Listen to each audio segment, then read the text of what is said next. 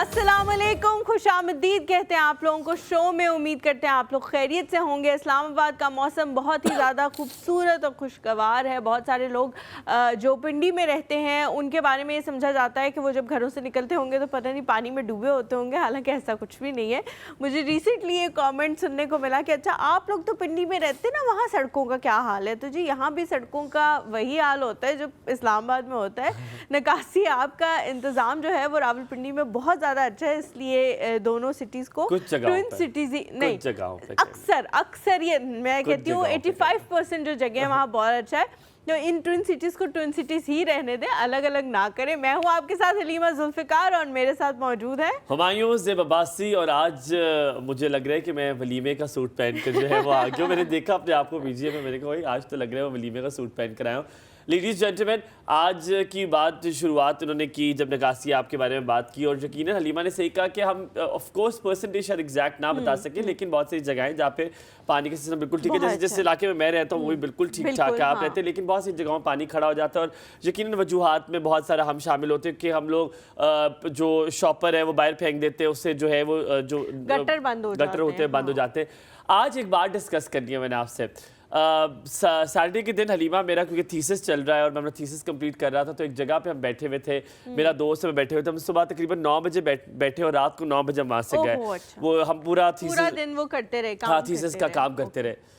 मेरे सामने एक फॉरेनर बच्चा आके बैठा जिस जगह में मौजूद था। यकीनन वो एलीट जगह थी इस्लामाबाद की, और उसके सामने आप छोटी जगहों पे तो नहीं बैठता ना, समझ तो रही है। बेशक पैसे हो ना हो, जगह में अच्छी बैठता हूँ। गो मैंने सिर्फ 2 पानी की बोतलें और एक फ्राइज मंगवाई थी, लेकिन बैठा मैं ऊंची जगह पे था। ठीक है, सो हुआ ये कि जनाब मैं वहाँ बैठा होता, सामने बड़ा गौर से सुनिएगा, सामने गोरा बच्चा बैठा होता, तो अचानक से जो सफाई करने वाला है वो आया, उसने सफाई की, और उसके पास से अमूमन जब वो कर रहा था वो जो जल्दी साफ कर रहे थे वो मॉब लगाया और गुजर गया। तो उस बच्चे ने फौरन, ही वाज आई थिंक कितना वो 6 साल का होगा या 5 साल का होगा, यही उसकी उम्र थी। उसने ऊपर से कहते हैं थैंक यू। वो चीज़ मुझे बड़ी लगी, वो मुझे बड़ी बुरी तरह लगी चीज़। मैं अपना थीसिस कंप्लीट करना शुरू हो गया। थोड़ी देर के बाद उसकी वालिदा आई, और ये स्टोरी में सुना है, सिर्फ बड़ी इंपॉर्टेंट स्टोरी है, इसमें कोई मॉरल ऑफ द स्टोरी। हाँ, उसकी वालिदा आई, हाँ उसकी वालिदा आई हलीमा, और वो उससे बातें करना शुरू की। तो मैं रुका, मैंने कहा I think I need to appreciate this, जो भी हुआ। मैंने उससे कहा I love the gesture of your son, that a person came in, a cleaner, and then he cleaned up the floor and he said thank you. मैंने उनसे कहा मुझे बड़ा अच्छा लगा कि वो आया, जो मॉब करने वाला, उसको आपने शुक्रिया अदा किया, मुझे बड़ा अच्छा लगा। तो कहती है हाँ ये चीज़ें मैं इसको सिखा रही हूँ। बात वहाँ ख़त्म हुई। उसके बाद हलीमा 1.5 घंटा उसका बेटा था और वो थी, और वो लोग कम्युनिकेट ऐसे करते जैसे आप मियाँ बीवी करते, जैसे दोस्त करते। वो प्रॉपरली चीज़ें समझा रही थी, वो उससे डिस्कस कर रहा था। मैंने पाकिस्तान में कभी माँ बेटे को, बेटी माँ को, बाप बेटे को इस तरह कम्युनिकेट करते नहीं देखा। हम अपने बच्चों को वक्त नहीं देते, ये बात आप माने या ना माने। उनको होमवर्क करा देना वक्त देना नहीं होता, उनको उनके साथ खेल लेना वक्त देना नहीं होता। तरबियत इसी को कहते हैं। आप अपने बच्चों के साथ अकेले में वक्त गुजारें, उनको बाहर लेकर जाएं, उनसे उनके मसाइल पूछें, उनको बताएं क्या ये देखो इस तरह यू हैव टू से थैंक यू टू पीपल। उन्हें जेस्चर सिखाएं, अच्छी चीजें सिखाएं। बहुत सारी चीजें हुमायूं, जब आप भी किसी को बता रहे होते हैं ना कि ये कर लेनी चाहिए, करने में कोई मज़हका नहीं है, बच्चों को सॉरी थैंक यू कहना सिखाना चाहिए। मैं एक नाम तो नहीं ले सकती, लेकिन बेबी राइम एक इस किस्म की बनाई गई है एक बच्चे के हवाले से, जिसको उसकी माँ जो है वो सिखा रही है कि अगर आपको कुछ गिर जाए, कुछ टूट जाए, बच्चा बहुत छोटा है, और आपने सॉरी कहना है और थैंक यू कहना है और प्लीज़ कहना है, इस तरह के वर्ड्स आपने बोलने हैं। तो जब हम अपने बच्चों को इस तरह की चीज़ें सिखाने लगते हैं, तो जो आउटर फैक्टर्स होते हैं, जो घर में और बाकी लोग मौजूद होते हैं, वो कहते हैं क्यों बच्चों से मिन्नतें करा रहे हैं, क्यों बच्चों को दे देना, बच्चों को करने दे, बच्चों को ये करने दे। हम ऐसा नहीं है कि जो पेरेंट्स होते हैं वो बच्चों का कोई बुरा चाहते हैं, जितना वो अपने बच्चों का अच्छा चाहते हैं नहीं चाहते कोई और। पिछले दिनों हम लोग घर में भी बैठे इस तरह की एक बात डिस्कस कर रहे थे, तो मेरे फादर इन लॉ ने ये कहना शुरू किया कि बहुत सारे लोग जो हैं वो ये कहते हैं कि जो ग्रैंड पेरेंट्स हैं उनका काम ही बच्चों को बिगाड़ना है क्योंकि उन्होंने अपने बच्चों की जब तरबियत की तो थोड़ी सख्ती की। अच्छा हलीमा, मेरी तरफ बहुत मुख्तलिफ सीन था। मेरी जो ग्रैंड मदर थी, ये ज़रूरी नहीं है, मुझे लगता है कि हालांकि वो इतनी पढ़ी लिखी थी, वो इतनी पढ़ी लिखी नहीं थी, लेकिन मुझे अभी तक याद है कि मैं उनसे जब भी कोई चीज़ मांगता था, आज भी ये आदत मुझे उनसे पड़ी है। तो मैं कहता था, मैंने कहा अम्मा मुझे ये दे दे, तो कही थी I think you are not that nice. मैंने कहा अम्मा दे दे, मैंने कहा अम्मा प्लीज दे दे, कहती I think you are nice now. तो वो चीजें उन्होंने मुझे सिखाई, हंसते हंसते सिखाई, बहुत चीजें मुझे हमारी सीखी मैंने। जर्नली यही होता है कि जितने भी ग्रैंड पेरेंट्स होते हैं वो लाड उठाते हैं, लाडियां करते हैं अपने जो पोते पोतियां हैं, नवासे नवासी हैं, उन सबके साथ। और पेरेंट्स का ये काम बनता है कि वो उनकी थोड़ी सी तराश खराश भी करें। मेरी अम्मी एक बात कहती हैं जो बहुत इंपॉर्टेंट है, वो ये कहती हैं कि अगर आप एक पौधा भी अपने घर में लगा लें और उसको भी सही तरह से शेप अप ना करें तो वो एक ऐसी झाड़ी बन जाएगा जो हर आने जाने वाले के साथ टकराएगा और उसको खराशें पड़ेंगी और उसके कपड़े फटेंगे। तो इस वजह से वो कहती हैं कि बच्चों की तराश खराश करना या उनको शेप अप करना या उनको बताना कि क्या ज़रूरी है क्या ज़रूरी नहीं है, वो बहुत ज़्यादा इंपॉर्टेंट है। न्यूज़ की तरफ हम लोग बढ़ते हैं। जी बिल्कुल। बस लुबे लुबाब ये कि आप लोगों ने अपने बच्चों के साथ वक्त जरूर गुजारना है, अपने बच्चों को चीजें सिखानी है, क्योंकि हम अपनी नशनुमा अपने बच्चों की हम करेंगे, फिर रियासतों पे ना चले जाए करें, अंदर से शुरू करना है। बिल्कुल जी, अच्छी खबरों से शुरू करें, अपनी घरों से शुरुआत करें, इंशाल्लाह बेहतरी बहुत जल्दी आएगी। सबसे पहली न्यूज़ की तरफ जी हम लोग बढ़ते हैं। एशिया इमर्जिंग कप के हवाले से है, पाकिस्तान ने इंडिया को शिकस्त दे दी है। माशाल्लाह, मेरे जज्बे से आप लोगों को पता लग रहा होगा कि मुझे कितनी खुशी और हुमायूं और बाकी भी जितनी भी हमारी टीम हमेशा से होती है, मैं मजाक उड़ाती हूँ क्योंकि मैं क्रिकेट के बारे में बहुत जज्बाती हो जाती हूँ। तो मैच जो है वो बहुत ही ज़बरदस्त खेला गया। पाकिस्तान के जितने भी, अनफॉर्चुनेटली अभी वो लोग इतने नए हैं कि मुझे उनके नाम तो नहीं पता, लेकिन पाकिस्तान की हर साइड ने अच्छा खेला। हमेशा हम कभी कहते हैं कि बैटिंग की वजह से हम मैच जीत गए या बॉलिंग की वजह से जीत गए, ऐसा नहीं हुआ बिल्कुल भी। पाकिस्तान ने बहुत अच्छा खेला और इंडिया को शिकस्त दी, काफ़ी ज़्यादा बेहतरीन।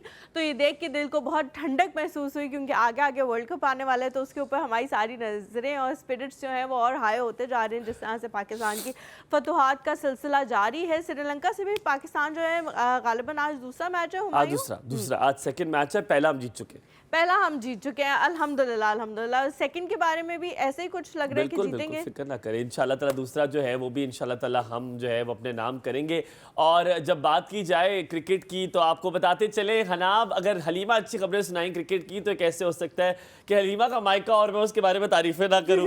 जी हाँ जनाब, टॉप आईसीसी टेस्ट रैंकिंग में चैंपियनशिप में पाकिस्तान इंडिया के साथ खड़ा हो गया है जनाब। 100% जो है वो पाकिस्तान का भी परसेंटेज है इंडिया के साथ। पाकिस्तान और इंडिया जा बजा एक साथ खड़े हैं, सबसे ज्यादा मैचेस ये तकरीबन 13। और साथ में आपको ये पता चलो दूसरे नंबर पर यानी कि तीसरे नंबर पर कह लेंगे, क्योंकि पाकिस्तान और इंडिया दोनों साथ साथ है, तो दूसरे तीसरे नंबर पर आप कह लें ऑस्ट्रेलिया है जनाब। ऑस्ट्रेलिया की 61% है और तीसरे नंबर पर जनाब इंग्लैंड विच इज 27% जो है वो इंग्लैंड भी है, और उसके बाद बांग्लादेश और फिर बाकी कंट्रीज जो है वो आती है। पाकिस्तान ने श्रीलंका के साथ जो ये मैच जीता, जिसको पहले 133 रन बनाया और फिर इमाम ने बहुत अच्छी बैटिंग करते हुए, और इस पिछले मैच में जो टेस्ट क्रिकेट है उसमें सऊद शकील ने भी जो है मैन ऑफ द मैच भी, मैन ऑफ द जो टेस्ट है जो वो है वो जीता है। उसकी वजह से पाकिस्तान की पोजीशन बड़ी बेहतर हो गई है और पाकिस्तान बाबर आजम के जो है हुक्मरानी में वो बड़ा अच्छा टेस्ट उन्होंने खेला।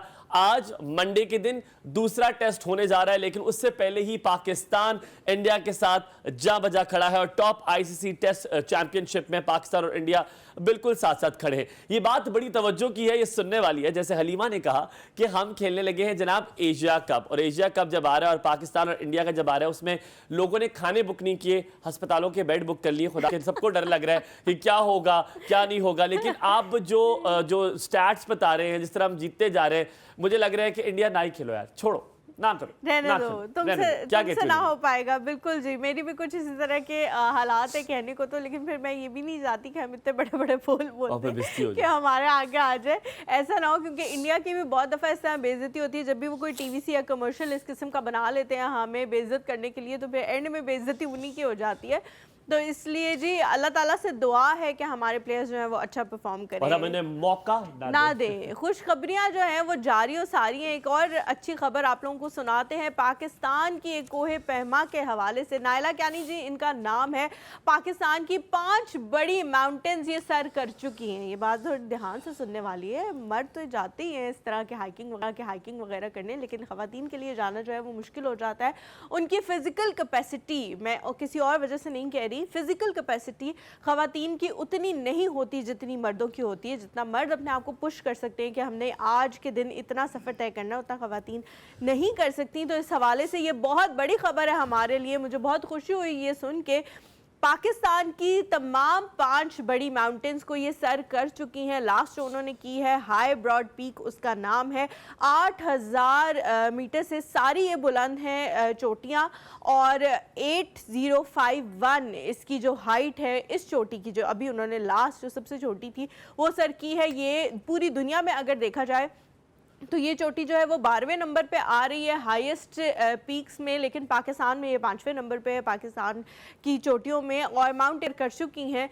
और अगला जो इनका मिशन है वो इनका भी कुछ इसी किस्म का है कि जो कभी किसी ने नहीं किया। पाकिस्तान में तो ये पहली है, लेकिन उनका कहना है कि दुनिया में जो कभी किसी ने नहीं किया वो मैं करना चाहती हूँ। बहुत सारी ऐसी माउंटेन्स हैं जो ऑक्सीजन के बगैर, आप लोगों को पता है कि सर करना बहुत मुश्किल है, लेकिन अभी हम लोगों ने देखा था साजिद सतपारा जो अली सतपारा के बेटे हैं, उन्होंने ये करके दिखाया। तो उनके बारे में उन्होंने कहा कि जी मैं भी कुछ ऐसा करना चाहती हूँ जो पहले किसी ने नहीं किया। ये जो मेरा गोल था वो मैं अचीव कर चुकी हूँ, और नेक्स्ट मेरा गोल जो है वो ऑक्सीजन के बगैर ये चोटियाँ सर करना है।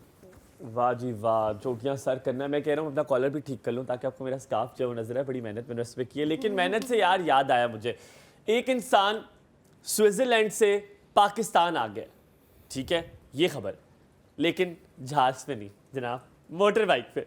जी हाँ, 13 ममालिक घूमते हुए जाहिद खान साहब जो कि 65 साल के हैं, स्विट्जरलैंड से पहुंच आए हैं पाकिस्तान।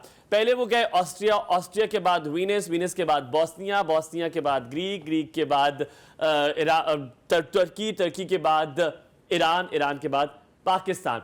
बहुत सारी कंट्रीज इसमें बीच में आई, और उसमें से वो घूमते हुए यानी कि यूरोप की खूबसूरत पहाड़ देखते हुए, देखते हुए, पहाड़ देखते हुए वो पहुंचे मिडिल ईस्ट। मिडिल ईस्ट के डेजर्ट्स यानी कि रेगिस्तानों को उन्होंने देखा, विटनेस किया। उसके बाद एशिया की मार्केटों से घूमते हुए वो पाकिस्तान पहुंचे लाहौर। मजे की बात यह है कि वो जैसे ही लाहौर पहुंचे वो अपने रिश्तेदारों से, अपने प्यारों से वो मिले, और तकरीबन 18 से 20 दिन का उनका ये सफ़र इसलिए रहा। वैसे तो यूजुअली वो कहते हैं कि 12 से 13 दिन हो सकता है, पर क्योंकि वो टर्की में उनकी पाँव की इंजरी हो गई थी, वो रुक गए थे वहाँ पे, तो इसलिए उनको 5 दिन वहाँ पे लग गए। फिर उनका इंटरनेशनल जो कार्ड है वो रह गया, फिर 4 दिन उसमें लग गए, तो ज़्यादा दिन उनको तकरीबन 18 से 20-21 दिन उनको लग गए। लेकिन वो कहते हैं कि ये सफ़र 15 दिन में भी तय किया जा सकता है। हर रोज़ 7 घंटे जाहिद खान जो हैं वो ट्रैवल किया करते थे ताकि वो पाकिस्तान को पहुंच सके। और हलीमा, मजे की बात यह कि उनसे पूछा गया कि कौन सा मुल्क ऐसा है जिसको आपको जिसकी मेहमानदारी आपको अच्छी लगी, तो हैरत की बात है मुझे लगा कि पता नहीं किस मुल्क का नाम लेंगे, तो उन्होंने कहा सबसे ज़्यादा जो बेहतरीन मेहमानदारी थी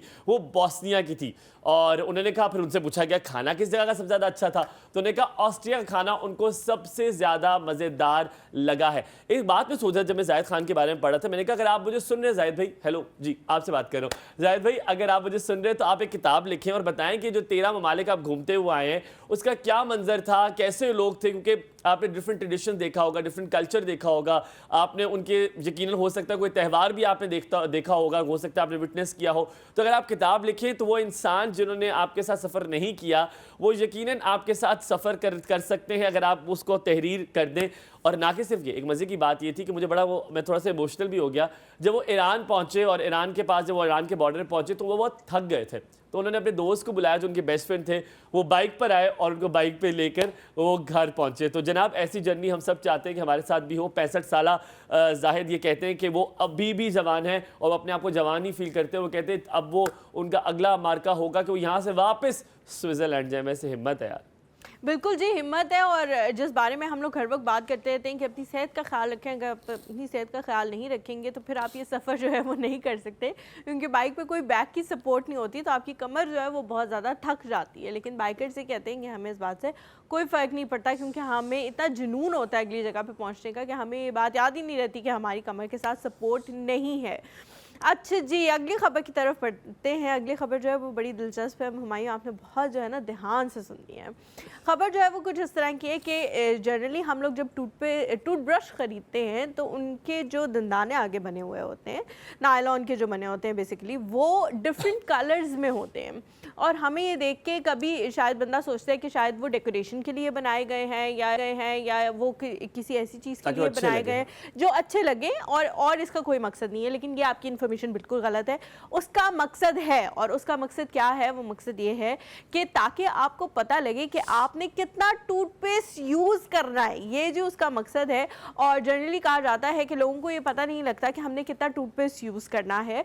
लेकिन एक और बात हुमायूं ने बहुत फातिहाना एक अभी मूव की थी, बात पता थी, लेकिन हुमायूं आपको मैं बताती चलूं कि वो बच्चों के लिए है, बड़ों के लिए ये चीज़ नहीं है, क्योंकि बड़ों के दांत जो हैं वो डिफरेंट किस्म के होते हैं और उनमें जर्म्स भी डिफरेंट किस्म के होते हैं। तो बड़ों के लिए ज़्यादातर ये प्रपोज किया जाता है कि जितना पूरा टूथब्रश है, मतलब जितना वो है उसका वो पार्ट है, उस सब पे आपने टूथपेस्ट लगाना है। लेकिन बच्चों के लिए ऐसा नहीं होता, टूथपेस्ट की मिकदार भी थोड़ी कम होनी चाहिए और उनका स्पेशल टूथपेस्ट भी होना चाहिए अलग से। लेकिन अगर नहीं है तो चले मिकदार को कम कर दें। और मिकदार कम करने का इसलिए भी कहा जाता है क्योंकि एक तो उनके दांतों को ज़रूरत ही उतने टूथपेस्ट की होती है, और दूसरा ये कि अगर ज़्यादा आप लगा देंगे तो बच्चे जो है वो इस्तेमाल करने के बजाय खा लेंगे। सबको टूथपेस्ट की कम जरूरत होती है। मैं कुछ याद दिलाता हूँ, अभी बात करते मुझे याद है क्योंकि मैंने ऐसे बड़ा रिसर्च किया। ब्रेक जाने से पहले सिर्फ एक छोटी सी बात आपको बता दूं। आपको याद है अल्फा ब्रावो चार्ली? हाँ। उसमें गुलशेर जब वो दूध लेने के लिए आते हैं, उनके पास बर्तन नहीं होता, तो वो ग्लास लेकर जाते हैं। तो वो कहती है मैं दूध ले लेती हूँ, शहनाज कहती है मैं दूध ले लेती हूँ, तो वो ग्लास लेकर जाते, कहते नहीं मैं ले लेता हूँ, मैं कहती बर्तन तो है ही नहीं, तो वो ग्लास लेकर जाता है। तो वो बाथरूम में चक्कर लगता है ताकि टावल रख ले वो गुलशेर के लिए। वो टावल रखने जाती है और देखती है कि इतना जरा सा टूथपेस्ट लगा हुआ है। वो बाहर आती है, कहती है गुलशेर बहुत ही कम है। इससे ब्रेक लेते हैं और बहुत मजे की बात है। वो कहती है गुलशेर तुम मार्क एंड स्पेंसर के कोट पहनते हो, टूथपेस्ट तुम इतना सा लगाते हो, मुझे समझ नहीं है कि कपड़ों में इतनी शहनशाही और टूथपेस्ट में इतने। कहते शहनाज ये बातें ना पूछो कि मार्क एंड स्पेंसर कहाँ से आता है। कहती नहीं पता है ना। कहते गरीबों से ना पूछो कि मार्क एंड स्पेंसर कहाँ से आते हैं। यहाँ पे लेते हैं छोटा सा ब्रेक, के बाद वापस हाजिर होंगे। कहीं मत जाइएगा, रहिएगा हमारे साथ, देखते रहिए एक और सब। Good morning.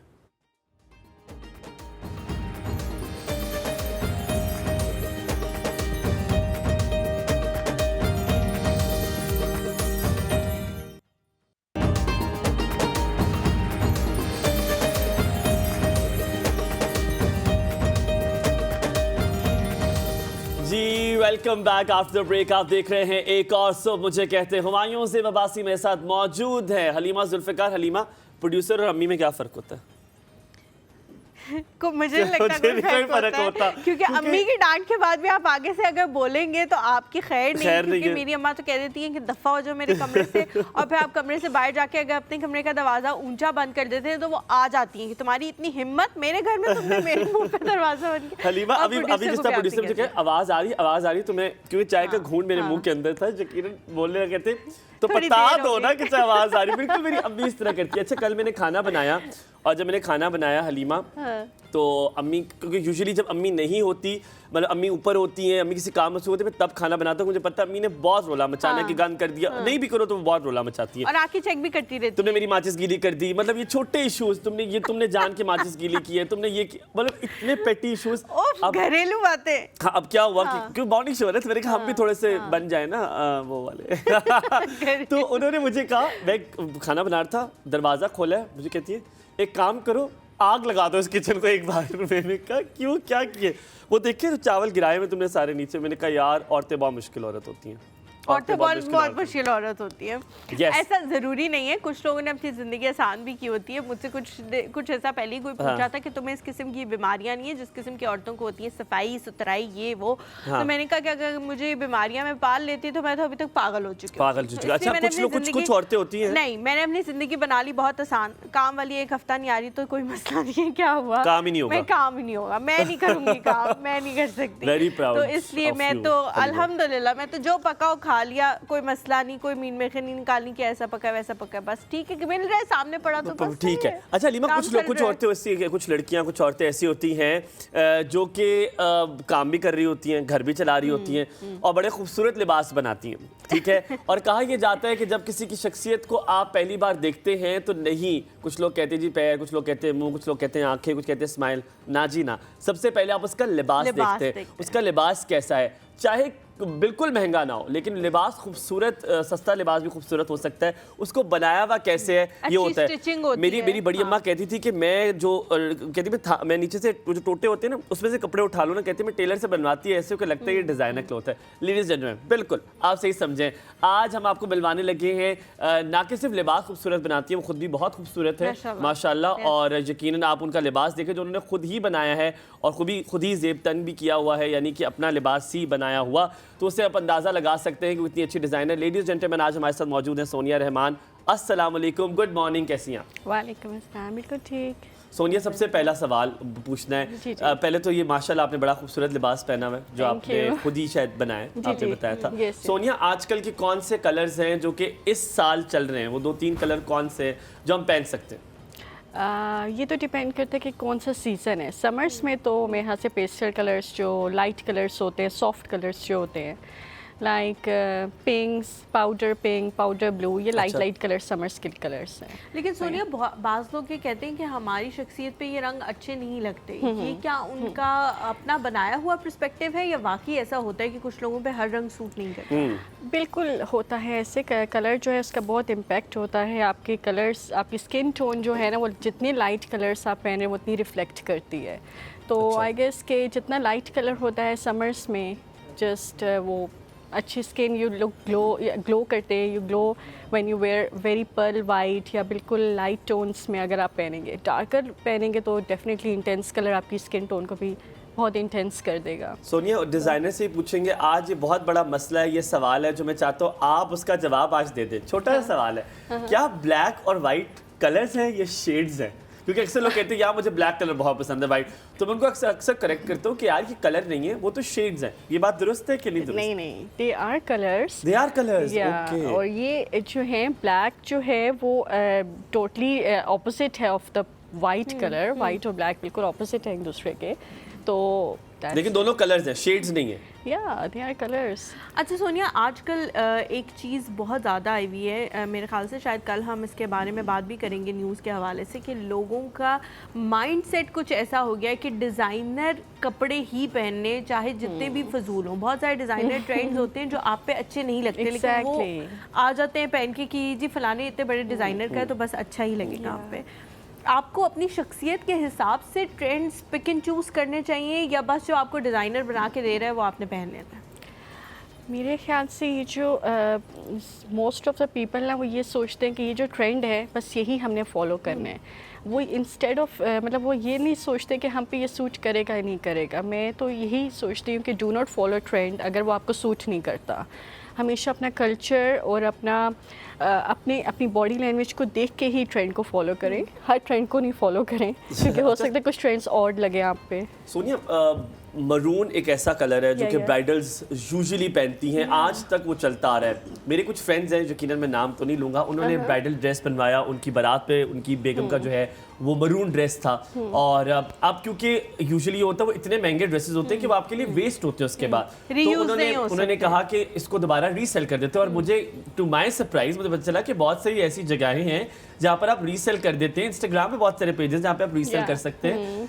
लेकिन मेरी हैरत पे मुझे ये बात आई कि वो जो पाउडर पिंक कलर था वो ऐसे बिक गया, जो मरून है उसकी मार्केट ही नहीं थी। क्यों? क्योंकि मुझे तो ये लगता था कि मरून की ज़्यादा मार्केट होगी, कि हर कोई पहनता ही मरून है। इस बारे में कहेगा क्या वो ख़त्म हो गया?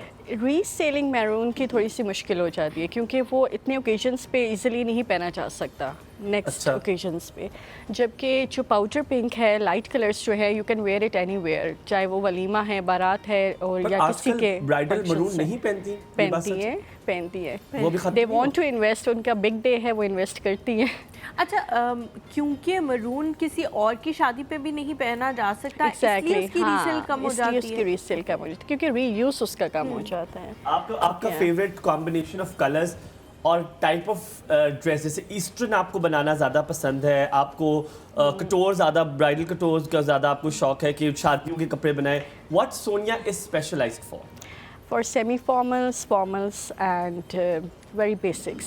अच्छा सोनिया, Yeah, अगर not कोई bridals yet. आके Not आपसे bridal. Yeah. पूछे But कि- inshallah starting very soon. Okay Yeah. अगर कोई आके आपसे पूछे कि मेरे लिए आपने कपड़े डिज़ाइन करने, क्योंकि कुछ लोग तो आते हैं ना, वो अपने माइंड में सोच के आते हैं कि मैंने ये करना है।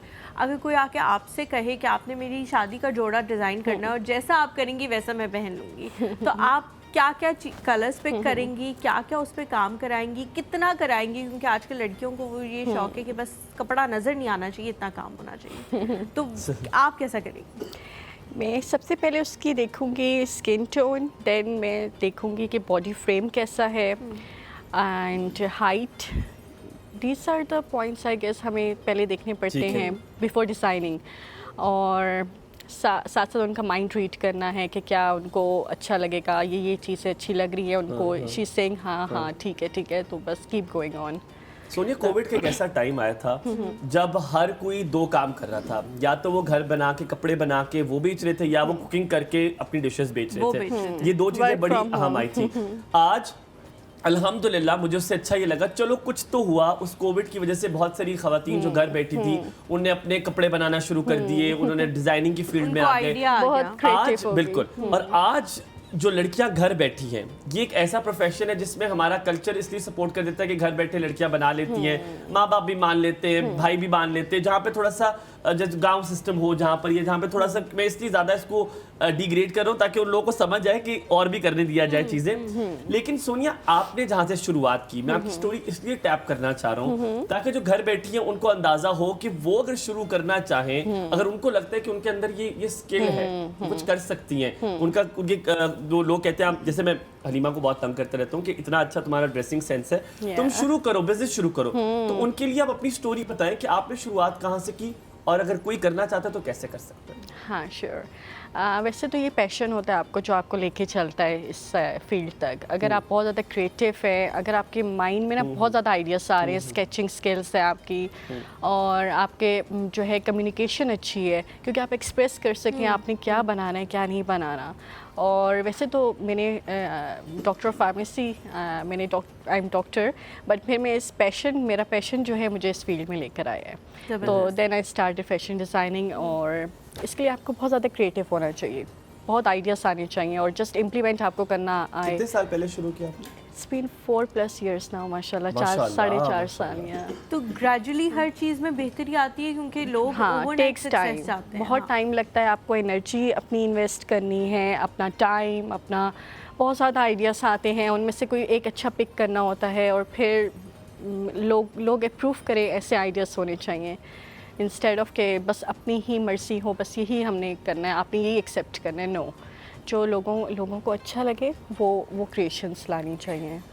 सोनिया, जो भी आप डिज़ाइन करें उसका लॉन्ग लास्टिंग होना कितना ज़रूरी है? कुछ ट्रेंड्स ऐसे होते हैं जो बहुत शॉर्ट टाइम के लिए आते हैं, और उसके ज़्यादा लोग कपड़े बनवाना भी नहीं चाहते, क्योंकि उनको ये होता है कि ये तो किसी भी दिन ख़त्म हो जाएगा। तो आपका जो डिज़ाइन है वो लॉन्ग लास्टिंग होना कितना ज़रूरी है कि लोग शायद 5 साल बाद भी निकालें और कहें कि ये शर्ट तो आज के हिसाब से भी चल रही है। अच्छा, ये जो फैशन डिज़ाइनिंग में ये है कि जो डिज़ाइंस होते हैं वो रिपीट होते हैं आफ्टर एवरी 5 years।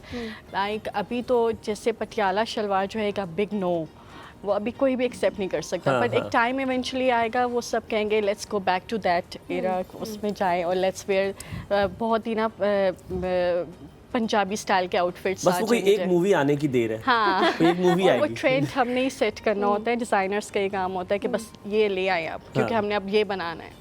तो ये अच्छा हलीमा, आपने देखा होगा, आपने भी, कि ये जो ब्राइडल है, पहले तो हम सिर्फ जाते थे शादियों पे लहंगे पहने होते थे, लेकिन अब लहंगे वाला सीन नहीं रहा। अब वो एक टेल भी होती है, वो टेल वाले कपड़े पहने होते हैं, किसी ने वो फ्लैपर जो है टाइप होता है, वो क्या कहते हैं उसको, गरारा शरारा कहते हैं, गरारा। हाँ, तो अब क्योंकि सोनिया को बड़ी हंसी आ रही है कि इसको सब पता है, सब इसने देखा हुआ है।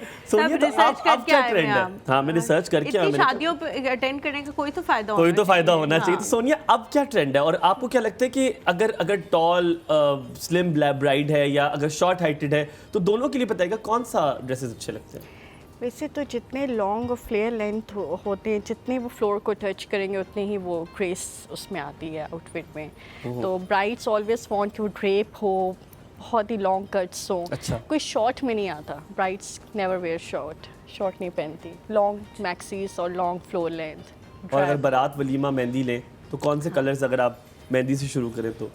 Same yellow is for mehndi, और अब तो येलो के साथ ग्रीन्स भी आ Green गए भी आ हैं, गए हैं, और अच्छा। डिफरेंट डिपेंड करता है, पिंक्स हैं, ऑरेंज, पर्पल, डिपेंड्स ऑन कौन सा ब्राइड ने नेक्स्ट डे अगर बहुत ही इंटेंस कलर पहनना है बारात पे, लाइक अगर उसने रेड पहना है तो वो पिछले दिन थोड़े से डिम कलर पहनेगी, लाइट पहनेगी। और रिसेप्शन पे भी इसी तरह से कलर पैलेट जो होता है वो चेंज होता रहता है, मेहंदी पे एक कलर, बारात पे दूसरा, और नेक्स्ट वलीमे पे वलीमे तीसरा, थर्ड वन। या ठीक है, कितनी आसान जिंदगी हमारी। बहुत बहुत आसान जिंदगी। हमारी जिंदगी बहुत आसान है, हमने सिर्फ पहनना है एक शेरवानी। नहीं, ऊपर लड़कियां वाला। इस मुश्किल ज़िंदगी में भी खुश हैं। अच्छा सोनिया, कुछ लड़कियां ऐसी होती हैं जो जिनको होता है कि हमारी जो मैक्सी है या जो हमारा गरारा है या जो भी लहंगा है उसका फ्लोर काफ़ी ज़्यादा हो, काफ़ी ज़्यादा, तो आप क्या ज़्यादा रिकमेंड हो? करती हैं फ्लोरिंग काफ़ी ज़्यादा हो, जो मतलब? कपड़ा पीछे घिसटता हुआ आ रहा है वो बहुत लंबा होना चाहिए। अच्छा, हाँ, मैंने तो ऐसी लड़कियां ताकि भी देखी सफाई भी हो हैं जाए कि साथ साथ। हमारे इस जितना उनका लहंगा हो, जहाँ वो गमला पड़ा है ना वहाँ से लेके यहाँ तक, और फिर अगर वॉशरूम जाना पड़ जाए तो अल्लाह की पनाह उन कपड़ों से, जो हाल होता है बंदे का। अच्छा, आप क्या रिकमेंड करती हैं, क्योंकि बहुत सारे डिज़ाइनर्स को मैंने उनको बकअप करते भी देखा है कि हाँ हाँ हाँ आपका एक ही दिन है, आप ये बनवाएं, ज़रूर बनवाएं, लेकिन बाद में वो कभी इस्तेमाल नहीं हो सकता। तो क्या करना चाहिए उसको बकअप के, हाँ जी आप बनवा लेंगे, या तो उसको थोड़ा सा डिस्करेज करना चाहिए कि इसका कोई फ़ायदा नहीं होने वाला आपको? अगर आपके क्लाइंट कह रहे हैं कि हमें चाहिए तो बना दें, अगर वो मतलब कंफ्यूज्ड है तो मैं यही सजेस्ट करूँगी कि don't waste that much money. एक तो ये है कि आपका ये रीयूज़ नहीं होना, और ऊपर से अगर आप नहीं भी पहनना चाहती तो यू विल लुक गुड जो आपने स्ट्रेट लेंथ भी पहना होगा। तो इट्स अभी कुछ कैरी करना, मायानाज़- कुछ लोग कैरी नहीं कर सकते ना, जितना लॉन्ग हो मुश्किल होती है उसको कैरी करना, एज यू सेड। तो आई वुड से कि give it a little bit sliver look, इतना ज़्यादा इतना ज़्यादा लंबा लॉन्ग लेंथ। सोनिया, अभी बिजनेसमैन की बेटी की शादी हुई थी, उनका लहंगा लिटरली सही कह रही है, वो पूरा यहाँ पे फैला हुआ था, हाँ। और लोग क्योंकि आ नहीं सकते क्योंकि उसके ऊपर कदम रख के तो नहीं आ सकते, तो लोगों को ना उन्होंने वहाँ बिठाया तस्वीरें लेने के लिए। कोविड में हाँ बिल्कुल, तो वहाँ बिठाया हुआ था और लगा था मारियोस बैठे हुए सारे। उनका जो अपना सोफा था वो बीच में था, हाँ। फिर I know. बहुत बहुत बड़ी बड़ा जगह सोफा। थी, और फिर तो एक याद आ सोफा गया? था, यस आई रिमेम्बर। और लग रहा था मारियोस बैठे हुए साथ में उनके। और फिर लड़कियां रोने भी लग जाती हैं कि उनके लहंगे पे कोई पाँव रख दे। पाँव रख दो। हाँ, ये भी आपने देखा है कभी? अच्छा, मैंने कभी स्पेशली मैंने जब देखा है हस्बैंड ये। रखते हैं पाँव, हाँ, तो उसकी कोई तो अगर शामत आ कोई जाती बच्चा भी कौन even रख दे? उसका ही हस्बैंड रखते पाँव तो उसकी तो शामत आ जाती है। मैं तो कहती हूँ फौरन हटाएं। हस्बैंड के तो शायद फिर भी जान खलासी हो जाए, कोई कभी बच्चे आपने बच्चे देखा रख ऐसे दें। कुछ? हाँ, कुछ मैं देखती रहती हूँ, वीडियोस ऐसी आती हैं, फनी वीडियोस। हाँ, कोई लाइव नहीं देखा आपने ऐसा? आपकी नहीं, कोई लाइफ नहीं देखा भी हो तो इग्नोर करती हूँ। अच्छा, मर्दों की जिंदगी बड़ी आसान है सोनिया, हमें तो बस शेरवानी। अब आप मेरे ख्याल में मेन नहीं करती, नहीं, आप सिर्फ खवातीन की ladies लिबास का, करती जी, हैं। अच्छा सोनिया, वापस आके भी आपसे मजीद सवालात पूछेंगे, यहाँ पे हम लेंगे छोटा सा ब्रेक के बाद वापस आएंगे। आपने कहीं नहीं जाना, हमारे साथ मौजूद हैं fashion designer Sonia Rahman. Don't go anywhere.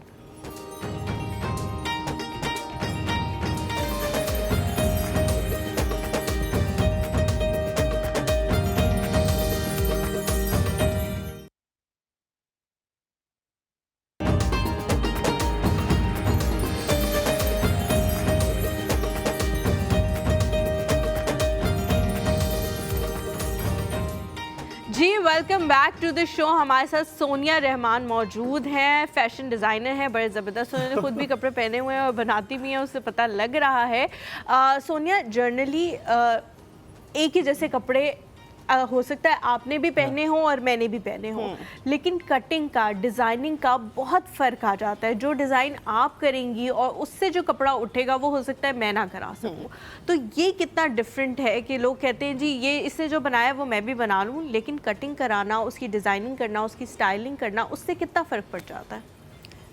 सबसे पहले तो कटिंग और स्टिचिंग जो है ना वो बहुत इम्पॉर्टेंट होती है। जितनी अच्छी स्टिचिंग होगी उतना फैब्रिक अच्छा लगेगा, चाहे वो जितना भी लोकल और बहुत ही मतलब कम प्राइस का फैब्रिक हो। इस कटिंग अमेजिंग होनी चाहिए और स्टाइलिंग उसकी खुद ही बन जाएगी अगर आपकी कटिंग और स्टिचिंग ज़बरदस्त है। सोनिया, आपके तो I कपड़े would कभी किसी दर्जी ने ख़राब किए हैं? हाँ, बहुत करते हैं, करते ही रहते हैं। हाँ, रोना आता है। आप कटिंग खुद करते हो या नहीं? वो आप करवाती हो? हूँ। आप कटिंग करवाती हो और आप सामने बिठा के? एग्जैक्टली।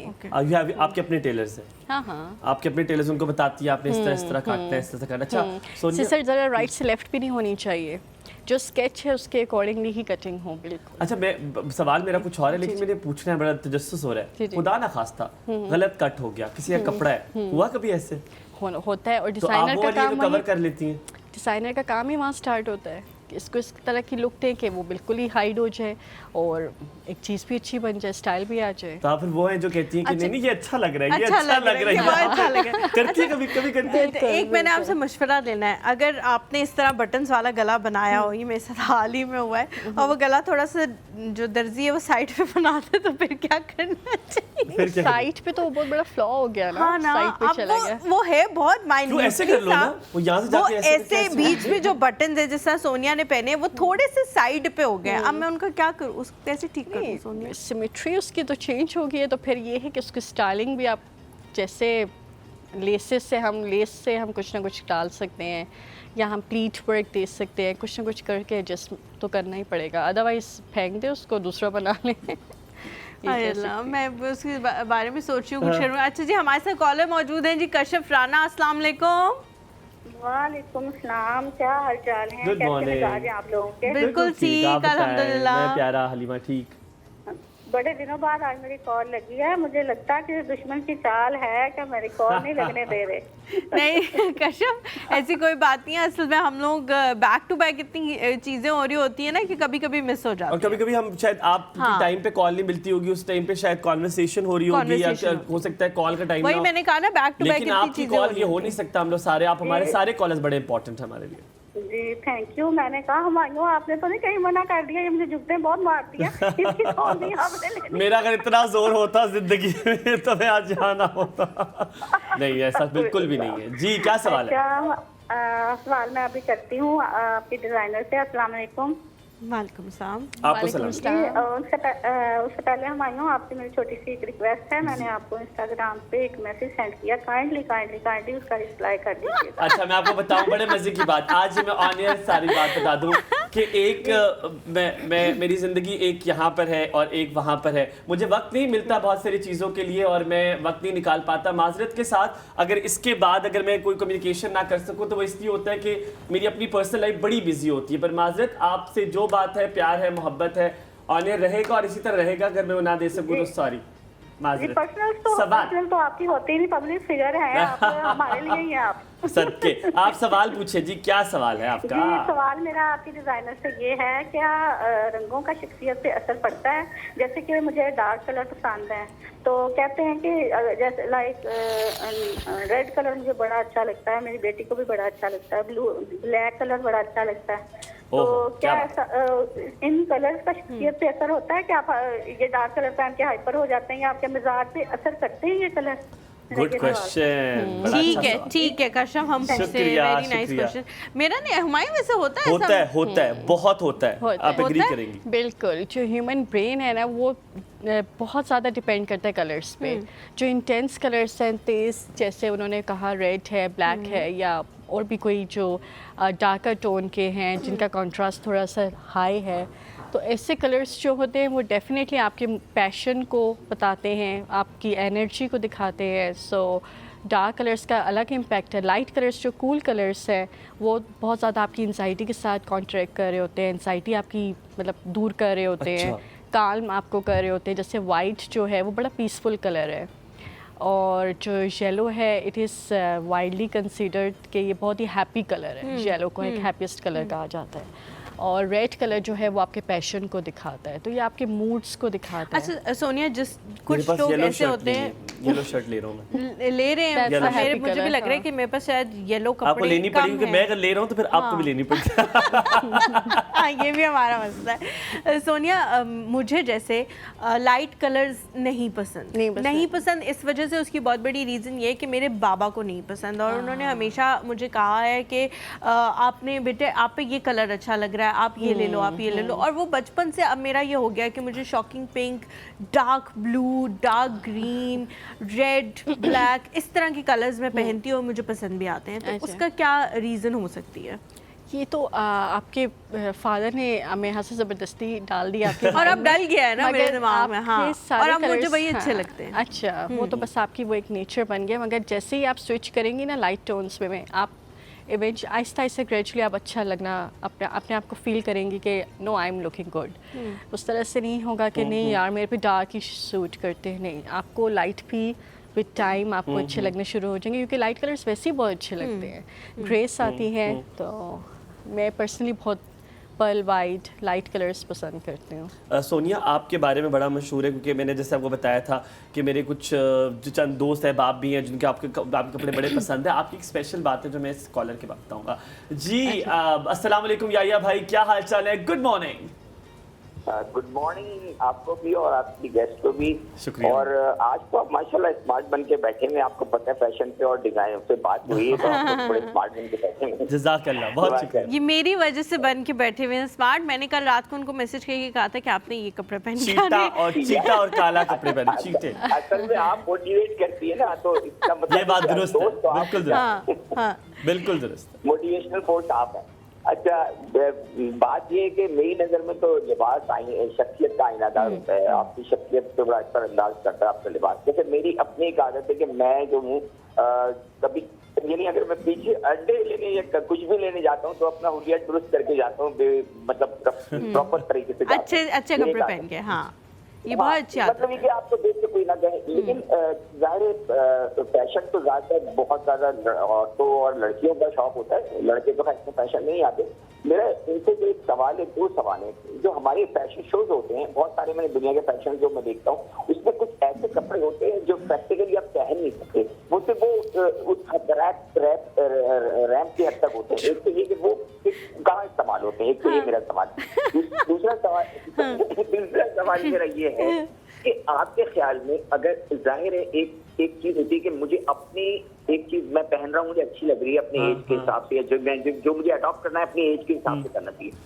अच्छा, जो मुझे एक बात समझनी है ना, मुझे समझनी है कि किस हद तक मुझे लोगों को अच्छा नजरअंदाज आने के लिए क्या, किस हद तक मुझे अपनी सेटिस्फेक्शन के लिए लिबास पहनना चाहिए, ये मेरा सवाल है। ठीक है। थैंक यू सो मच आहिया फॉर कॉलिंग। बहुत शुक्रिया जी। तो अच्छा जी, पहला सवाल तो उनका ये था कि रैंप पे कुछ इस किस्म के कपड़े होते हैं जो हमने कभी किसी को पहने हुए नहीं देखे, तो वो कहाँ इस्तेमाल होते क्योंकि हैं? कुछ लोग कंबल भी पहन कर आ जाते हैं, मैं हाँ, कंबल पहन के बाहर जाऊंगा। नहीं, वो प्रैक्टिकल तो नहीं है, वो आप कैरी नहीं कर सकते हैं बाहर, तो वो तो जस्ट वो अपने आप को थोड़ा सा कुक्कड़ जो है वो सर पे रखा हुआ होता है, लोगों ने बंदर हाथ में उठाए हुए होते हैं, रैंप पे इंडिया की चलते एक हुए मॉडल है, मॉडल वो से। कर सकती है, नहीं, यहाँ पे भी लोगों ने वो उठाए हर हुए चीज पहन लेती हैं, वो तारे भी ले मैं वो हाँ, हर मुझे चीज़- आ गई समझ समझ आ गई। बस अपने आप को थोड़ा सा ना डिफरेंशिएट करने के लिए कि बस हम यूनिक लग रहे हैं, हाँ। और इसी तरह से फिर आपके वो पॉपुलैरिटी ज़रा इंक्रीज हो जाती है कि यार ये क्या पहना है, वो एक फ़न बनता जाता है और वो फिर आपका नाम बढ़ता जाता है। अच्छा, ठीक है। वो प्रैक्टिकली आप में इम्प्लीमेंट नहीं दूसरा करने सवाल चाहिए। भी मेरे ख्याल में हाँ, दूसरा सवाल उनका ये था कि इंसान को अपनी शख्सियत के हिसाब से कपड़े पहनने चाहिए या दूसरों की पसंद के हिसाब से? कि दूसरों के क्यों पसंद से पहने, अपनी पसंद से सोनिया पहने। कभी कभी हाँ, नहीं ठीक नहीं, है, मैं दूसरों के तो लिए ज़्यादातर, अपनी हाँ। ज़्यादा- दूसरों की पसंद करती हैं। हाँ, अच्छा सोनिया, अब आपसे, क्योंकि जो मैंने कहा था आपके बारे में मशहूर है, कहते हैं कि आप सोनिया के पास जाते हैं, सोनिया आपसे ये पूछती हैं कि आपका दिन का इवेंट है या आपका रात का इवेंट है, क्योंकि उसके हिसाब से आप That's फिर वो very nice, करती हैं। मैं चाहता हूँ कि आप बताएं, क्योंकि आज ऑनर बैठे हुए, ये सेंस हमें नहीं होती, क्योंकि हम जितने भी लूजली होते हैं, जो हमें अच्छा लगता है हम वो पहन लेते हैं, लेकिन अपनी पसंद और जो होना चाहिए उसको अगर मैच कर लिया जाए तो अंदर अच्छा लगता है। दोपहर में डिटेल में बताइएगा कौन से कलर्स आप पहन सकते हैं, रात के इवेंट में कौन से कलर पहन सकते हैं अगर आप किसी इवेंट पे जा रहे हैं तो।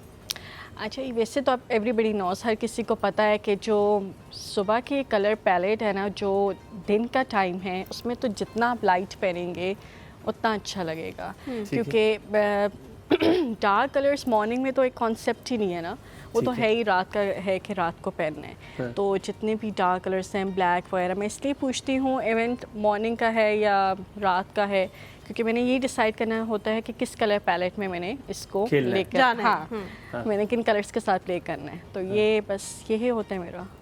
बिल्कुल ठीक है। अच्छा, अगर आप को मशवरा देना हो किसी को, 3-4 कलर्स बताने हो, 3 आपने दिन के बताने और 3 आपने रात के बताने, कि कोई लड़की अगर बनवाना चाह रही है तो कौन कौन से कलर्स बनवाने चाहिए? अच्छा, दिन के टाइम तो मैं बस मेरा फेवरेट एक पर्ल वाइट, क्रीम वाइट बहुत अच्छा लगता है, बहुत ग्रेस आती है आप में। और ये नहीं कि अगर आप मोटे हैं या पतले हैं, बस वाइट कलर एक ऐसा है जो आपको वाकई में बड़ा काम और पीसफुल आपकी पर्सनैलिटी को दिखाता है।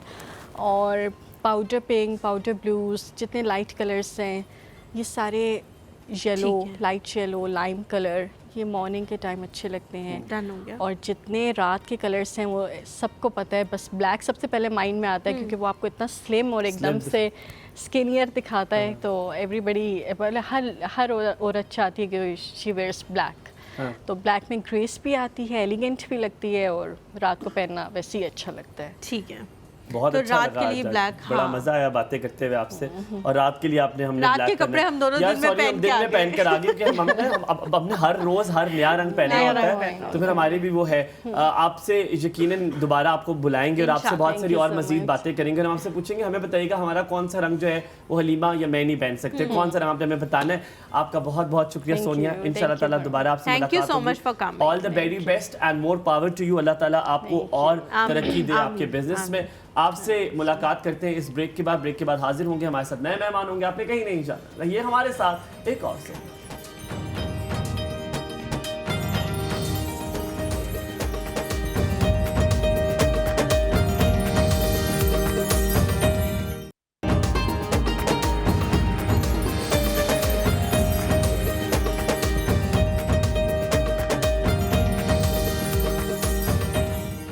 अच्छा, बड़े मज़े की आपको बात बताऊँ। अस्सलाम वालेकुम, वेलकम बैक। आपको मज़े की बात बताऊँ, मुझे ना बहुत हंसी आएगी आपको भी, मैं आपको बात बताता हूँ। मुझे किसी ने मैसेज किए, 2 मैसेज आए मुझे क्योंकि आपको और मुझे एक आदत है, यूजुअली मैं बचपन से ही आदत है कि मैं इस तरह करके बात करता हूँ, देखिए ऐसे करके। हाँ, मैं भी यूं करके तो आप भी यूं करके बात करती हो, हम दोनों मिल गए एक हाँ। जैसे। तो मुझे किसी ने इंस्टाग्राम मैसेज किया कि आप दोनों क्या तेल निकाल रहे होते हैं हाथ से, क्योंकि पूरे शो में आप लोग ये कर रहे होते हैं। और मैं इतना हंसा उस मैसेज पे।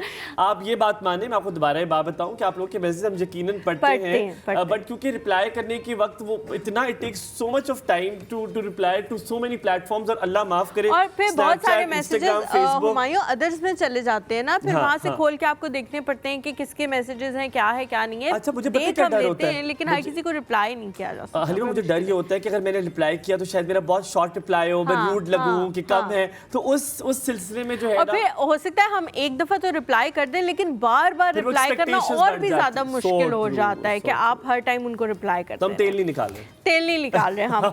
हमें असल में दोनों को ताली मारने की भी बहुत आदत है। मुझे तो वैसे बहुत सारे लोग जो है वो कहते हैं तालियां प्लीज़ घर पे, क्योंकि जब मैं कहीं बाहर खाना वगैरह खाने जाती हूँ तो मुझे लोग कहते हैं तालियां प्लीज़ घर पे छोड़ाया करो, क्योंकि मैं इतनी जोर की मारती हूँ, ये सब फिर हमें देखना शुरू कर देते हैं। You got a very good host, मतलब मुझे भी आदत, और तुमने कभी नहीं भी किया था, कहते हलीमा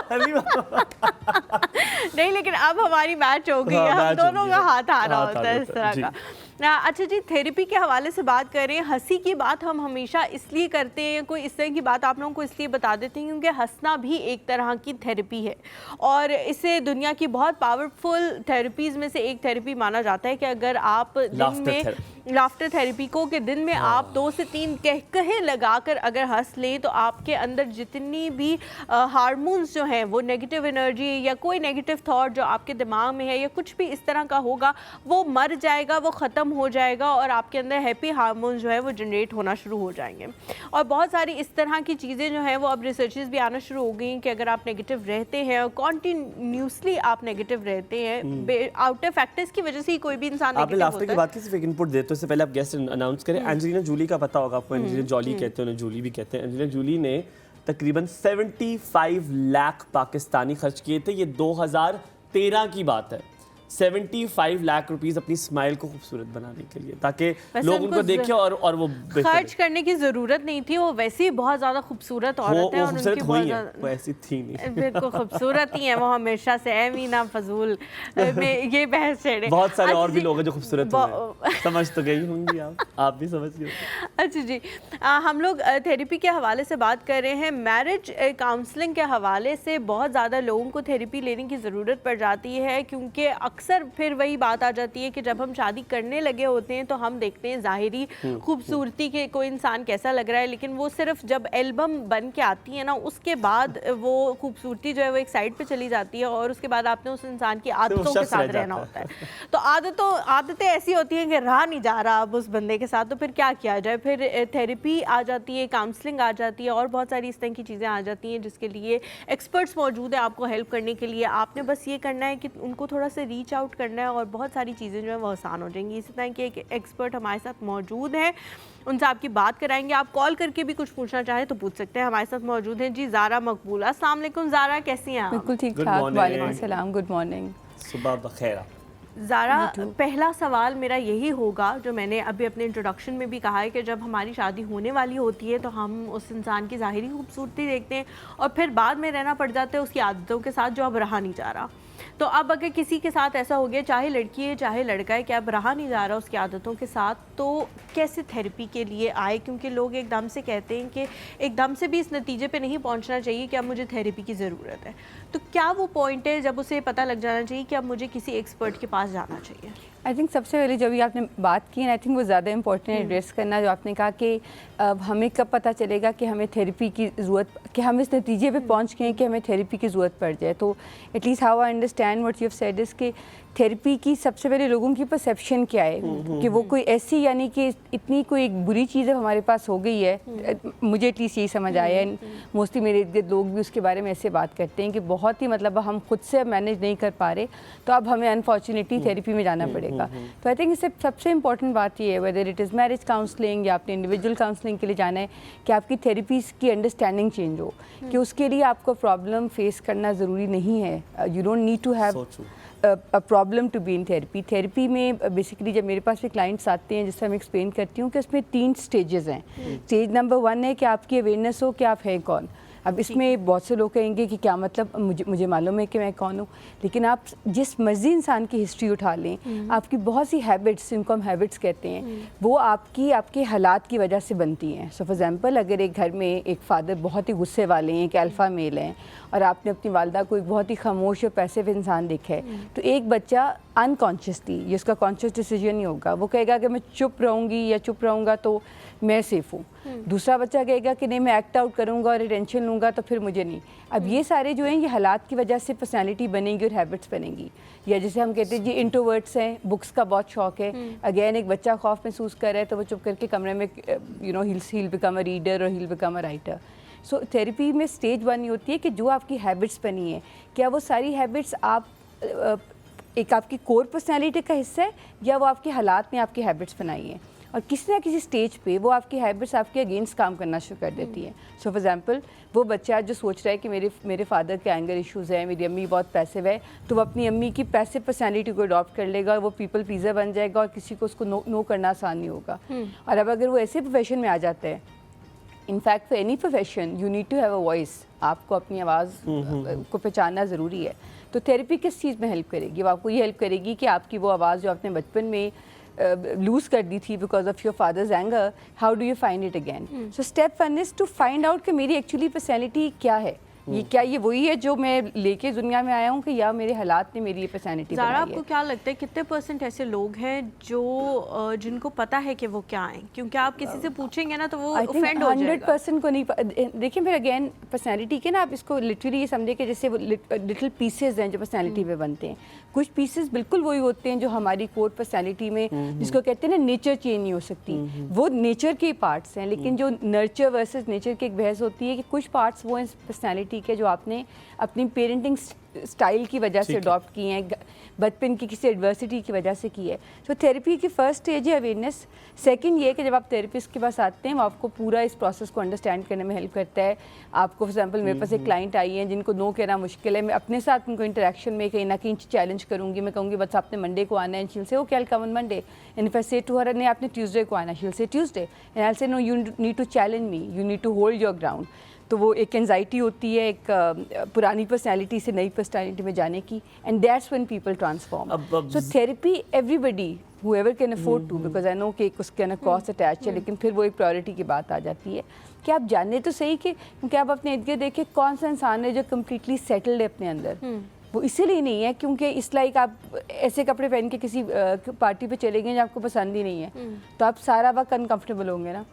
ज़ारा, आपने एक बात की थेरेपी की, यूजुअली जब लोग थेरेपिस्ट के पास जाते हैं तो किसी एक आध को पता भी चल जाए तो वो कंसेप्शन पहले आता है, ओह इनकी शादी टूटने वाली है तभी ये जा रहे हैं, ये बात दुरुस्त नहीं है।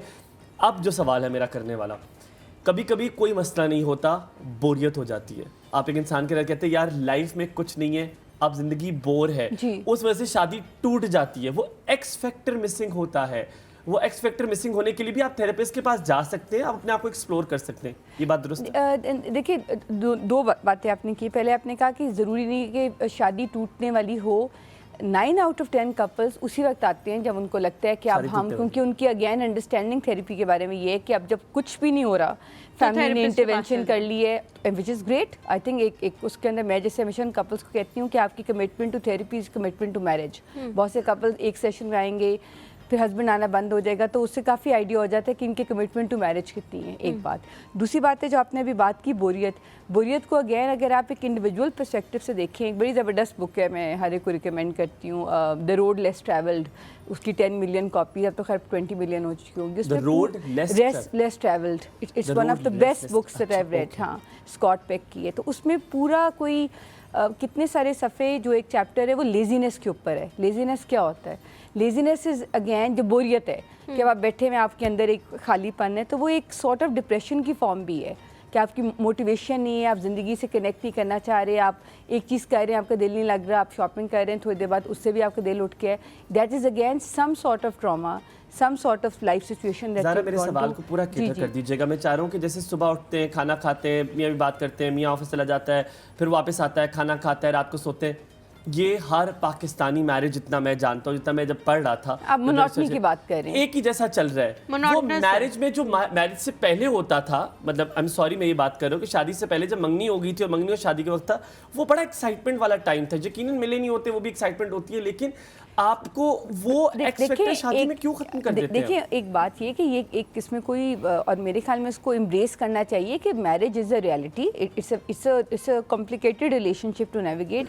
शादी से पहले आपने हॉटस्पॉट मिलने हफ्ते में एक दफ़ा और बाद में आपने 24 घंटे एक दूसरे की शक्ल देखनी है, तो ये आसान काम तो है नहीं, पहली बात। And that's okay because it's a very very demanding and it's reality, और रियलिटी में मुश्किल होती है जो कि हर शादी में।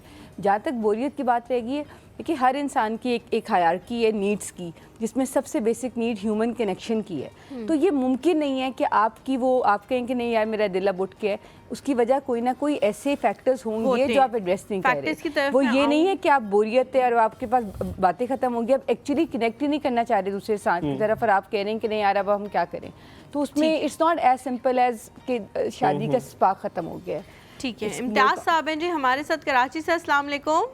जीते रहिए। वालेकुम अस्सलाम। हवाइयो, खुश रहो, आबाद रहो। शुक्रिया, और ऐसी खूबसूरत बनते जाओ तुम दिन ब दिन।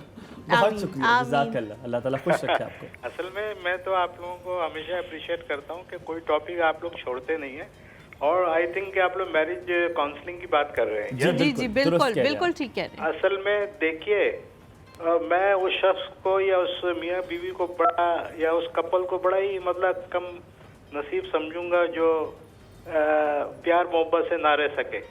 मैंने अपनी आंखों से देखा, you believe me Halima ma'am, के 90 इयर्स ओल्ड हमारी नानी दादी की तरह थी, अपने हस्बैंड के साथ। आप यकीन करो चारपाई के साथ बैठी रहती थी, उनका पैर दबाना, सर दबाना, मैंने कभी उनको उनसे अलग नहीं देखा, इतनी मोहब्बत।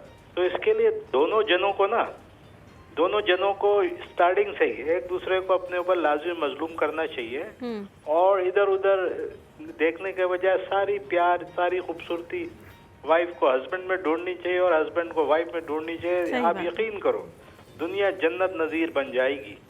तो और फिर जो हिसाब किताब ऐसा है ना कि शौहर और बीवी क्या चीज़ है, इनके क्या हकूक़ हैं और क्या अजर है, क्या सवाब है, ये चीज़ अगर लोग समझ लेना, आप यकीन करो लाइफ पार्टनर होता है। जब उम्र का एक ऐसा हिस्सा आ जाता है ना कि जब आदमी बेबस हो जाता है तो वाइफ शौहर के काम आती है या शौहर वाइफ के काम आता है, कोई काम नहीं आता उस वक्त। तो ये बड़ा मुकद्दस एक रिश्ता है, अगर कोई समझता है तो वेल डन। और अगर जवानी की जोश में और खून की रवानी और गर्मी में बेरारवी का शिकार करता है तो बड़ा अपना नुकसान उठाता है। मैं तो ये कहता हूँ जैसे जैसे टाइम गुजरे कपल्स में मोहब्बत उस पे पहुंचती चली जाए और इसी में बका है। मैं तो ये समझता हूँ यार कि अगर वाइफ शौहर को समझ ले और शौहर वाइफ को समझ ले, वो उसकी चीज़ों को नज़रअंदाज करे, जो पसंद नहीं है उसको करे, अब यकीन करो दुनिया स्मूथ लाइन पे चलती चली जाएगी और अंजाम इसका अंजाम बिलखैर होता है। हो सकता है आप मेरी बात से इत्तेफाक करें। बेशक बिल्कुल ठीक है। अच्छा हुमायूं तुम्हारी शादी हो गई बेटा? जी नहीं, अभी क्या तक तो लगता है नहीं आपको? हुई।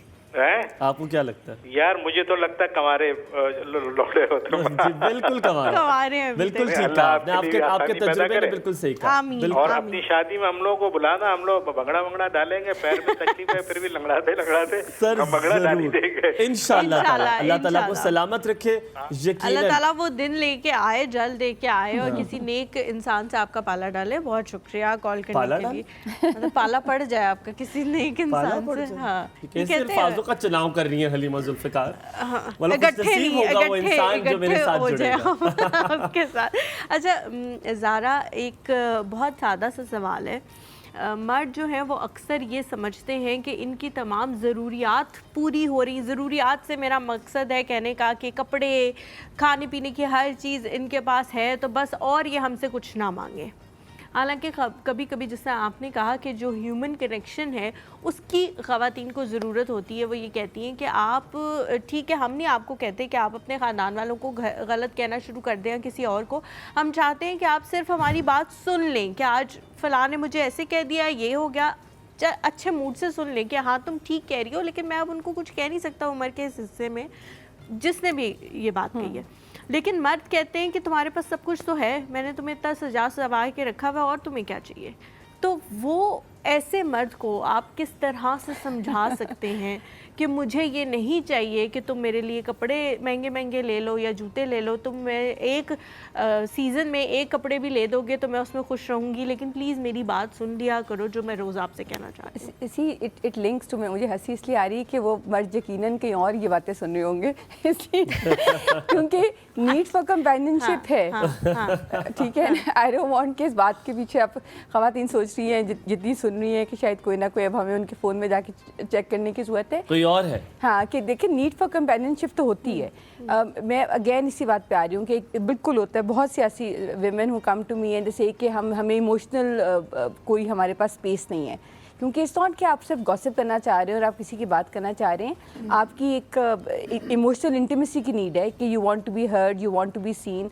और उसमें थोड़ा सा स्टेप वन ये है कि एक तो समझे कि आदमी फ़र्क है एंड दैट्स ओके, और उनकी अपब्रिंगिंग फ़र्क है। उनके पास जब वो सुबह से लेकर शाम तक बैंक्स में जॉब कर रहे हैं फॉर एग्जांपल, तो उनकी इमोशनल कैपेसिटी तो बेचारों की ख़त्म है, right. They are just functional, robotic, दिन रात काम करना है। लुक एट द बर्डन कितना बड़ा है कि आपने बीवी बच्चों को पालना है। तो जो बेगम पूरा दिन घर पे यार बिल्कुल काम कर रही है, आई am not taking that away, लेकिन आपकी प्रेशर डिफरेंस है, प्रेशर डिफरेंस है। कॉल ले लूं, आप यहीं से कंटिन्यू कीजिएगा। सफिया हमारे साथ है लाहौर से। अस्सलाम वालेकुम, गुड मॉर्निंग सफिया, क्या हाल चाल है? क्या लाहौर का मौसम अच्छा है? अल्हम्दुलिल्लाह आज तो अच्छा है और thank you, very good morning. और मैं ये कहना चाहूँगी कि जब हम अपने रिश्ते में प्योरिटी नहीं रखते तो ये बहुत सारी वजह होती है डिवोर्स वगैरह की, और कहीं भी आपका बस के दिखाना ज्यादा कमाल होता है कि उस रिश्ते को तोड़ देना। और अपना जो साथी होता है इसको टाइम देना चाहिए, ये नहीं कि कोई गलती है तो फौरन तोड़ दो। और यहाँ मर्द है तो वो कहीं और फ्लर्ट कर रहा है, औरत भी वो कहीं और अपना वो लव और वो अपना ठरक भी अपने पार्टनर के लिए ही रखना चाहिए, कुछ लोग कहते हैं कि मैं गलत नहीं हूँ, लेकिन वो थोड़ा सा भी जिसको हम ठरक कहते हैं वो कहीं और अगर दे देते हैं तो वो फिर अपने पार्टनर को नहीं देते। और यही वजह होती है कि सारे कामों में आप को जो भी जॉब करते हैं उसमें भी प्योर होना चाहिए, आपको अपने पार्टनर के साथ भी होना चाहिए, और जो भी आपको पैकेज मिल गया उसमें शुक्र करें। अगर वो काला है, कम अमीर है, बजाय इसके कि आप कीड़े ही निकालते रहे, जो आपकी किस्मत में है आप उसको ही बेहतर करके उसके साथ अच्छी जिंदगी गुजार सकते हैं। क्योंकि आप खुद भी तो परफेक्ट नहीं है, आपने बिल्कुल सही कहा अफ्सा, वो खुद भी तो परफेक्ट नहीं है, आप भी तो अच्छे नहीं है। हाँ, और कहीं कोई गलती होती है तो एक दफा उसको माफ करके समझा के टाइम दे, चाहे वो घर के काम है, चाहे वो कमाना है, चाहे वो कहीं फ्लर्ट कर रहा है, तो थोड़ा सा मौका देके। कमाल ये होता है कि आप कॉम्प्रोमाइज करें। हमारे ड्रामों में, हर ड्रामे में डिवोर्स दिखाते हैं, सेक्रीफाइस करके उसको निभाना क्यों नहीं दिखाते कि ये जी कमाल तो ये कि निभाया गया है ये रिश्ता। क्या बात है, बहुत खूबसूरत बात की आपने हफ्सा, और यकीनन दुरुस्त बात है कि दूसरे इंसान को भी देखना चाहिए। हम दोनों परफेक्ट लोग के साथ हमारे साथ मौजूद हैं जी। अस्सलाम वालेकुम। वालेकुम सलाम, कैसी हैं बेटा? मैं बिल्कुल ठीक हूँ, आप कैसी हैं? बहुत दिनों बाद आपकी आवाज सुनी है। Good morning. बस आज वो जरा फुर्सत थी तो मैंने फोन कर लिया। बहुत शुक्रिया। हाँ, लेकिन एक मैंने फरमाइश के लिए फोन किया है। जी जी। सारी बात है वो ये है कि डॉक्टर अब्दुल बासित मुजाहिद को ना मैंने पहले सोचा था कि उनसे कहूंगी कि आप उनसे मुहर्रम पे प्रोग्राम करवाइए। अच्छा, अब मुहर्रम तो निकल गया। अच्छा, अब दूसरी बात ये, मतलब मुहर्रम से मतलब वो 10 दिन जो होते हैं। जी जी। अच्छा, अब मेरा जो है, मेरी एक ख्वाहिश है कि आप रबीउल अव्वल में उनका कोई प्रोग्राम तय कर लें आप लोग। चलें, इंशाल्लाह जरूर कोशिश करेंगे। अभी जुमे को वो थे, मेरे ख्याल से आपने देखा नहीं, लेकिन जुमे को वो आए हुए थे। जो हमारे यहाँ लाइट नहीं होती ना, वो तो मैंने जब लाइट यूट्यूब पे है वो प्रोग्राम, तो मैंने देखा कि वो मौजूद थे। YouTube पे आप निकाल के देख लें, लेकिन इंशाल्लाह आपकी जो फरमाइश है उसको पूरा करने की कोशिश करेंगे। रबीउल अव्वल आने वाला है, तो जब आएगा इंशाल्लाह। तो अभी 1 महीना हमारे पास है, आप अपने प्रोग्राम जो चॉकआउट करते हैं ना वो करते हैं, तो उसमें। और आप लोगों का क्या हाल है बेटा? अल्हम्दुलिल्लाह जी, अल्हम्दुलिल्लाह। अच्छा भाई, आज है ना, मैंने हमारे यहाँ अभी लाइट चली गई, बस मैंने आपका इंट्रो देखा था मैंने बस। ओहो, अच्छा। ये इंट्रो तुम्हारा इतना खूबसूरत था, मैं तुम्हें क्या बताऊं। वो जो बच्चों के ऊपर जो था ना, बहुत शुक्रिया। ये तो हर घर में सुनना चाहिए भाई, बहुत शुक्रिया। और खास तौर से जो है ना, ये जो है ना, जो दादा दादी और नाना नानी है ना, और जो बिल्कुल फ्रेश पेरेंट्स हैं यार, इनसे तो कुछ ना कुछ तो सबक लेना चाहिए ना बेटा। मैंने तो तुम लोगों के प्रोग्राम से बहुत सीखा है, हमने भी आप लोगों से बहुत सीखा है, बहुत सीखा है। और सबसे बड़ी बात ये है कि मैंने हलीमा से जो चीज सीखी है ना, वो है पेशेंस। यकीन करो। Thank you so much.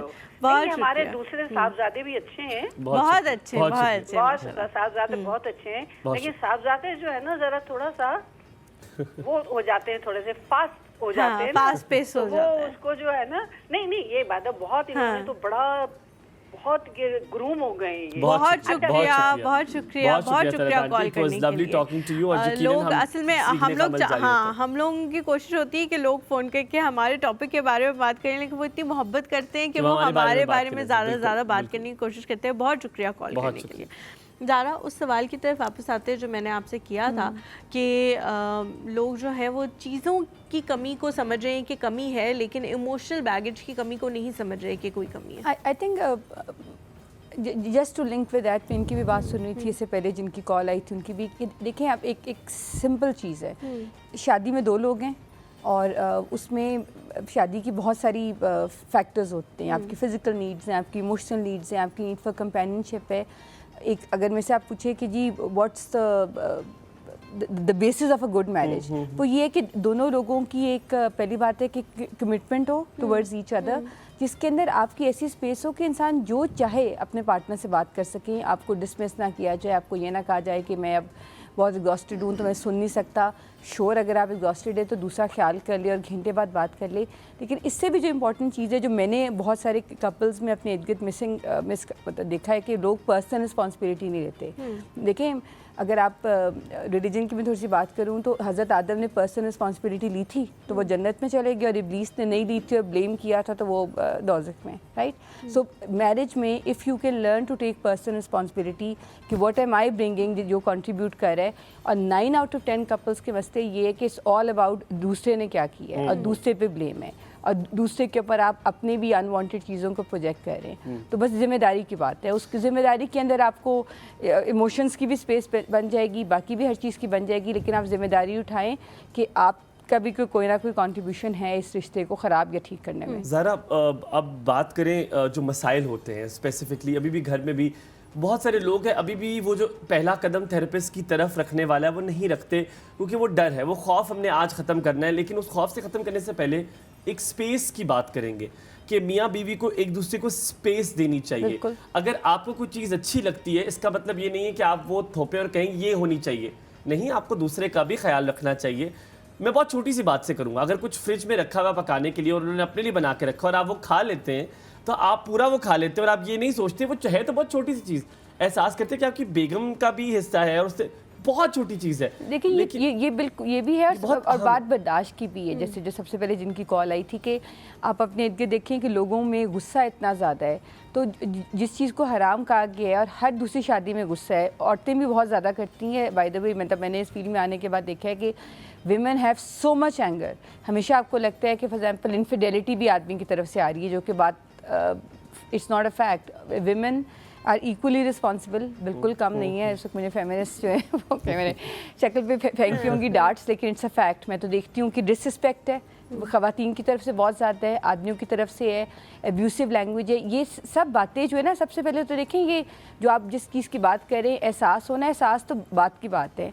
जो भी इस वक्त मेरी बात सुन रहे हैं, आप पहले अपनी शादी के बेसिक चीज़ों को ठीक करें, जिसमें रिस्पेक्ट सबसे पहले है। ये मोहब्बत हो, ये सारा कुछ तो वो तो जब बीवी की हालत बुरी होती है तो आदमी ले लेके भाग जाते हैं उनको अस्पतालों में, और औरतें भी ये कर लेती हैं। वो तो एक इंसान होने की बेसिक वो एक इम्पल्स है, लेकिन रिस्पेक्ट नहीं है। Like if you ask me कि लोगों में आजकल सबसे ज़्यादा क्या मसला आ रहा है, विमेन एंड मैन इनकी रिस्पेक्ट, और एक रिश्ते की बुनियाद आप कहती हैं रिस्पेक्ट ही है, रिस्पेक्ट बिल्कुल सबसे पहले ख्याल से किसी भी रिश्ते की बुनियाद, क्योंकि देखिए आप इज्जत में फिर आप इज्जत का मतलब क्या है? इज्जत का मतलब सिर्फ आपकी जुबान नहीं है। इज्जत का मतलब है you respect other persons wishes, you respect their emotions, you respect everything about them, and you respect कि एक इंसान है जिसकी सारी नीड्स है और मैंने उसको अपनी हर मुमकिन कोशिश करना है कि मैं पूरी करूं या पूरी ज़ारा, बहुत सारे लोग ये भी कहते हैं कि जो आजकल डाइवोर्स का रेट एक बहुत ब्लड प्रेशर की आले की तरह ऊपर जा रहा है और रोज़ बरोज़ उसमें इजाफा होता जा रहा है, उसमें एक बहुत बड़े जो एलिमेंट है वो पैसों का भी है कि अब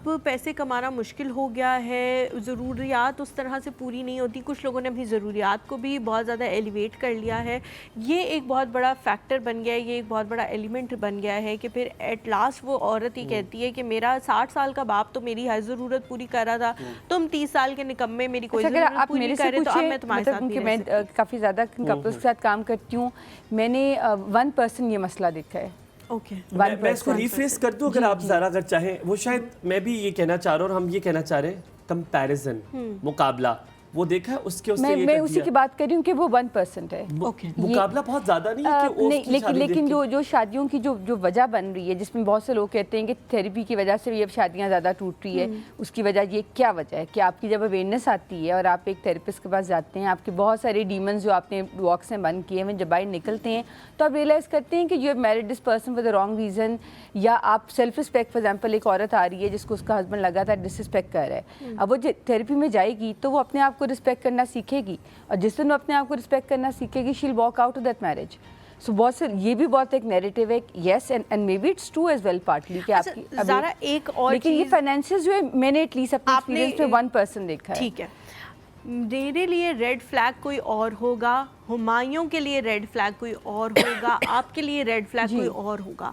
आपके मेरी थेरेपी करने पे मैं आपके रेड फ्लैग की वजह से उस मैरिज से वॉकआउट नहीं करूँगी, बिल्कुल ठीक है, क्योंकि हो सकता है मैं एक चीज़ पे मैं कम पैसों पे गुजारा कर सकूं, लेकिन मैं सेल्फ रिस्पेक्ट को कहूँ कि नहीं जी मेरी तो सेल्फ रिस्पेक्ट बहुत ज़्यादा अहम है, इस पे मैं नहीं कॉम्प्रोमाइज़ करूँगी। तो रेड फ्लैग किस तरह से आप अपने डिज़ाइन कर सकते हैं कि मेरा क्या? अच्छा, मैं इसका जवाब लूँगी, हम लोग ब्रेक पे जाने वाले हैं। जब हम वापस आएंगे तो इस बात की तरफ जाएंगे कि आप खुद कैसे समझ सकते हैं कि ये पॉइंट जो है वो आपकी ज़िंदगी में एक रेड फ्लैग है और इस लाइन को किसी ने क्रॉस किया तो आप उस इंसान के साथ नहीं ज़िंदगी गुजारना चाहते हैं। आप एक छोटा सा ब्रेक लें और जल्दी से वापस आएँ।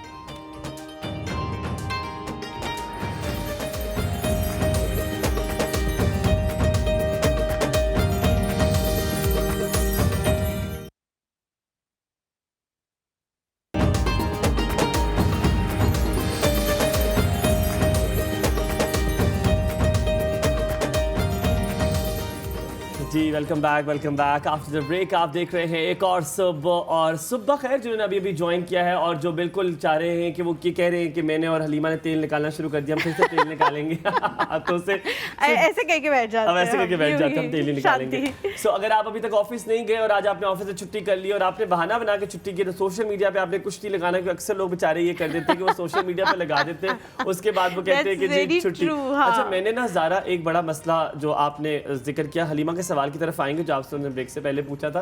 एक बहुत बड़ा मसला मेरे दिल चाह रहा है मैं आपसे पूछूं, सोशल मीडिया ने ना बड़ा तहस नहस भी कर दिया, शादियों की टूटने की वजह सोशल मीडिया भी, क्योंकि उसी से पैगामात जाते हैं, जो मैं आप समझ रही हूँ कौन से पैगामात, और उसी से आप लोगों को पकड़े भी जाते हैं और वो ये सोशल मीडिया ने ना चीज़ें बड़ी मुख्तलिफ कर दी हैं, डायनामिक्स रिश्तों की बड़े मुख्तलिफ कर दी हैं। मियाँ बीवी सामने बैठे होते हैं लेकिन बात नहीं कर रहे होते, दोनों फोन पे यूज कर रहे होते हैं और डांट भी दूसरे कर रहे होते हैं। तुम तो पूरा दिन फोन पर होते हैं, वही बीवी जो बता रही है वो थोड़ी देर पहले मोबाइल साइड पे रखकर उसने बात की। बिल्कुल सही बात है। तो ये बहुत इंपॉर्टेंट है सोशल मीडिया। हाँ, आई थिंक आई एग्री, क्योंकि वही बात है कि देखिए ये इन अ वे सोशल मीडिया भी कोपिंग स्किल है ना, कि हम अपने आप को डिस्ट्रैक्ट करने के लिए रियल प्रॉब्लम से फिर हमने इंस्टाग्राम और वो अब ये रील्स बन गई है, मैं कितनी इतनी एडिक्टिव है, ये 30 सेकंड्स की होती हैं कि आप माइंडलेसली फॉर आवर्स आप उसको कर रहे हैं। Do you love it? I also do it. I'm guilty. I'm guilty. हाँ, लेकिन बिल्कुल सोशल मीडिया का एक डिस्ट्रैक्शन है, प्लस फिर बहुत सी ऐसी एक्स्ट्रा करिकुलर एक्टिविटीज़ आसान हो जाती हैं, क्योंकि आप एक घर से निकल के कहना, ऑफ कोर्स घर से निकल के जाना कि अब मैं 11 बजे कहाँ जा रहा हूँ, एज वर्सेस आप बैठे हुए हैं और आपके फ़ोन पे तो आपकी मीटिंग्स भी हैं, आपकी ईमेल्स भी हैं, तो आप आसानी से झूठ बोल सकते हैं। तो ये है कि ये आसानियाँ हैं जिनका नुकसान है।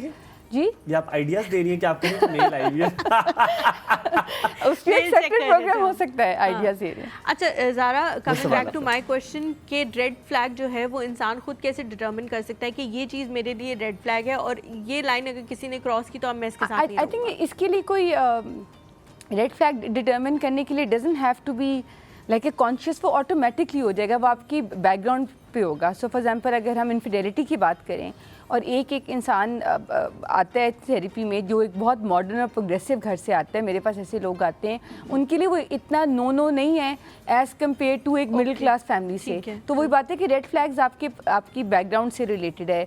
ड्रिंकिंग को लेके it's not an issue for some couples, कईयों के लिए इसे डील ब्रेकर के शादी से पहले कहा था कि he will stop but he hasn't stop. तो रेड फ्लैग तो ऑटोमेटिकली हो जाएगा डिटरमिन, क्योंकि अंडरस्टैंड करने की जरूरत है कि 9 में से 10 चीज़ें तो हमारे अंदर इनबॉर्न है, वो एक एनर्जी बन के बाहर आएंगी। हम कहीं ना कहीं जाके एक औरत आवाज़ उठाएगी, एक आदमी उठाएगा। ये हो नहीं सकता कि आप उस चीज़ को हेल्पलेस पोजीशन में फॉर ईयर्स एंड ईयर्स रहें, तो वो ऑटोमेटिकली रेड फ्लैग। आपकी बात को मैं अभी लिंक करना शुरू हूँ, जो आपने बात की इज्जत की, कि सबसे ज़्यादा मेन पॉइंट हमेशा इज्जत ही होता है। शायद आपको बज़ाहिरी कुछ और नजर आ रहा होता है, लेकिन उसकी जो रूट होती है वो इज्जत ही होती है। क्योंकि मुझे अभी तक याद है मैंने एक मूवी देखी थी, मुझसे एक थप्पड़ में मूवी बनी थी, ठीक है, और वो बहुत खूबसूरत मूवी थी और बहुत अच्छा लेसन था, और बहुत लोग उन्हें पुश करते हैं कि आप माफ कर दें, ये थप्पड़ ही तो है, लेकिन वो इज्जत की बात होती है। और आई थिंक उसके इज्जत के अलावा देखिए अब कितनी हम हकूक़ की बात की, हर रिश्ते के अंदर respect. If I am invited here, I feel respected, तो मैं आ रही हूँ ना।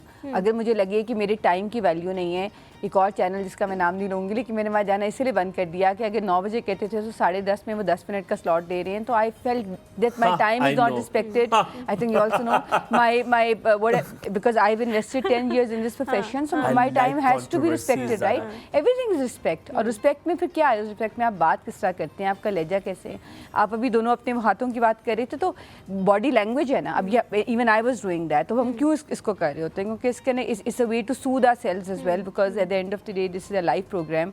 थोड़ी बहुत नर्वसनेस, थोड़ी बहुत you are on guard as well, both of you. I don't know why I am talking about this, but I just noticing, तो मैंने कहा चलो थोड़ा एनालिसिस, फ्री का एनालिसिस दे दूं, लेकिन आपके डिफेंसेस थोड़े से ऊपर हैं इस वक्त कि आपने सोच के बात करनी है। आप बहुत ज़्यादा अपने फ्री चाइल्ड को इस वक्त अलाउ नहीं कर सकते, जो ब्रेक में आप लोग जो भी हम सोच रहे हो वो बोलना शुरू कर दें। बॉडी का भी बहुत इंपॉर्टेंट, और तो सो रिस्पेक्ट तो खैर ऑफ कोर्स। और जो आपने एक बात रेड फ्लैग की, कि उसमें एक चीज़ मैं ज़रूर कहना चाहूँगी कि थेरेपिस्ट को भी चूज़ करना बहुत ज़रूरी है, कि आप ध्यान से करें कि आप हर थेरेपिस्ट के लेंस में हर फैक्टर को नहीं लिया जाता कि जो कि लेकर लाना चाहिए। कि आप पाकिस्तान में जब आप किसी के साथ बात करते हैं, डाइवर्सिटी होनी चाहिए। आपको पता हो कि आप कि रिलीजन पे भी आप बात कर सकें, आप प्रोग्रेसिव भी हो, आप ओपन माइंडेड भी हो, आप समझें कि यहाँ के फैमिली सिस्टम में फॉर एग्जांपल अगर एक फेमिनिस्ट थेरेपिस्ट है जो कि सिंगल है, सो थेरेपिस्ट की भी बैकग्राउंड बहुत इंपॉर्टेंट है जब आप चूज़ करें। तो वो जब सामने बैठेगी एक लड़की की और जिसका हस्बैंड कह रहा होगा कि मैं इकलौता बेटा हूँ, मेरे लिए माँ बाप ज़रूरी है, हो सकता है उसके लिए ना ज़रूरी हो और वो उसको रेड फ्लैग बना दे जो कि नहीं है। तो जो आपने बात की, आई वांटेड टू से दिस कि ये बहुत इंपॉर्टेंट है कि आप, so when I for example I am working and I am not making toll claims, लेकिन येस आई डू ट्राई कि मैं जितना ज़्यादा इनकॉर्पोरेट इन सब लेंसेज को कर सकूँ कि मेरे सामने एक सिंगल फेमिनिस्ट बैठी है एंड और मे बी एन एथियस्ट बैठी है, आजकल ये भी चीज़ बहुत ज़्यादा है, तो मैं रिलीजन की बात नहीं करूँगी, लेकिन मेरे सामने जब कोई किसी इफ्तिखारी की बात करेगा तो फिर मैं करूँगी। मेरे और दूसरी आपने समझौते की बात की जो कि बहुत ज़रूरी है, जब शादी आप करते हैं तो आपको समझौता बहुत सारी चीज़ों में करना पड़ता है, लेकिन आप, क्योंकि हमारे दीन में, हम ये ऑफ द रिकॉर्ड भी बात करते थे मैं और हलीमा और ज़ारा के, दीन में हमें कितना कुछ बताया गया है, कितना डिटेल सब कुछ बताया गया है, लेकिन एज अ काउंसलर मैं आपसे पूछ रहा हूँ कहाँ रेड लाइन ड्रॉ कर देनी चाहिए कि उसके बाद आपको कह देनी चाहिए नहीं, इससे आगे नहीं। आप क्योंकि मैं जिस अभी ब्रेक में बात करी थी कि इंटरेस्टिंग कि अगेन एज अ थेरेपिस्ट जहाँ आप खुद होते हैं विद इन योर सेल्फ, तो आप वो कहीं ना कहीं आप वो चीज़ प्रोजेक्ट करते हैं अपने क्लाइंट के ऊपर। ऑल्दो हमारी लगातार हमें ट्रेनिंग में ये कहा जाता है कि आपने अपने आप को कमरे से बाहर रखना है कुछ हद तक। सो मेरे से अगर आप पूछें, मैं जिस जगह पर, मेरे लिए अगर एक इंसान इस्लाम के दायरे से बाहर है, जिसके लिए फॉर एग्जांपल मेरे लिए ड्रिंकिंग एक रेड फ्लैग है, मेरे लिए वुमनाइजिंग रेड फ्लैग है, तो मेरे में हिम्मत होनी चाहिए कि मैं उस रिश्ते से निकल सकूं। फिर आप जब डिवोर्स की बात करते हैं कि देखिए स्टिग्मा इतना ज़्यादा है, eight the end of the day इसको एक मकरू और नापसंदीदा चीज़ कही गई है, लेकिन अल्लाह ताला ने ये भी नहीं कहा कि अपनी जानों पर जुल्म अलाउ करो। और फिर वहाँ लैक ऑफ फेथ भी आ जाता है कि हम कितनी ख़वातीन फाइनेंसिस की वजह से घबरा के आप उस शादियों में कितना अरसा चलता रहे, you know, you just carry on, you allow yourself to be abuse, you allow yourself to be disrespected. Again उससे फेथ की बात होती है कि आपका फेथ हो और आप कहें कि जिससे रोज़ी देनी है मैं, तो लाइन मेरे ख्याल में अगेन रिस्पेक्ट और आपकी मोरालिटी और आपका वैल्यू सिस्टम क्या कहता है कि किसी के वैल्यू सिस्टम में इन चीज़ों का इशू नहीं है जो मेरे लिए है, तो उनके लिए वो रेड फ्लैग नहीं होगा। ज़ारा बहुत सारी जो मतलब वो फिक्स नहीं किया जा सकता, पर्सन टू पर्सन। ज़ारा बहुत सारी ख़वातीन इस तरह की भी होती हैं कि वो अपनी शादी में करती रहती हैं कॉम्प्रोमाइज़, किसी ना किसी शक्ल में वो मुस्तकिल कॉम्प्रोमाइज़ कर रही होती हैं, सोचती हैं अभी बच्चे छोटे हैं, अभी ये हो रहा है, अभी ये हो रहा है, कॉम्प्रोमाइज़ कर लेते हैं, कॉम्प्रोमाइज़ कर लेते हैं, और फिर जब वो एक उम्र के ऐसे हिस्से में आती हैं जब उनके पास करने को कुछ नहीं है, बच्चे भी बड़े हो गए हैं, अपनी ज़िंदगी में मसरूफ़ हो गए, तब भी वो एक कॉम्प्रोमाइजिंग सिचुएशन में ही है और फिर पछता भी रही हैं कि हमें इतने सारे कॉम्प्रोमाइज़ नहीं करने चाहिए थे, अगर बूढ़े होके भी या एक ऐसे एज में भी आके हमें सुकून नहीं मिलना था।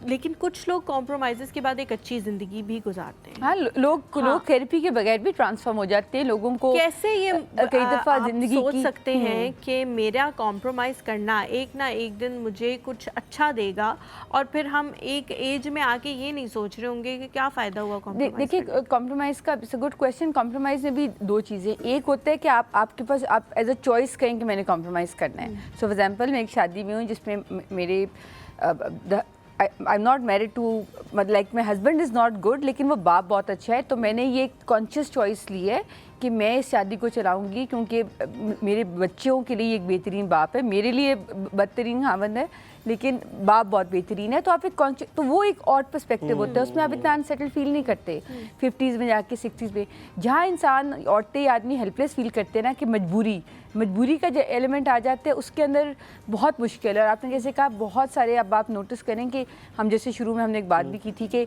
हर चीज़ साइकोलॉजी के 70s 80s में लोगों को कैंसर कितना और है, जो इंसान सोचते हैं कि इस स्टेज में क्यों है, क्योंकि वो क्रॉनिक स्ट्रेस जो आपने इतने साल एक्सपीरियंस किया है और आपकी बॉडी में कॉर्टिजोल रिलीज हो रहा है जो कि एक स्ट्रेस हार्मोन है जो आपकी इम्यूनिटी को डायरेक्टली करता है इफेक्ट, और आप 70s में 80s में जाके बीमार हो रहे हैं। तो कॉम्प्रोमाइज़, सो आई थिंक फिर कहीं ना कहीं अगर जस्ट टू फिनिश इट कि अगर आपकी वाकई मजबूरी है, फॉर एग्जाम्पल आपकी बैक स्ट्रॉन्ग नहीं है, आपके बच्चे हैं, आप नहीं तो फिर आप कहीं ना कहीं make peace with that decision, accept it as a test, whatever lens you want to use.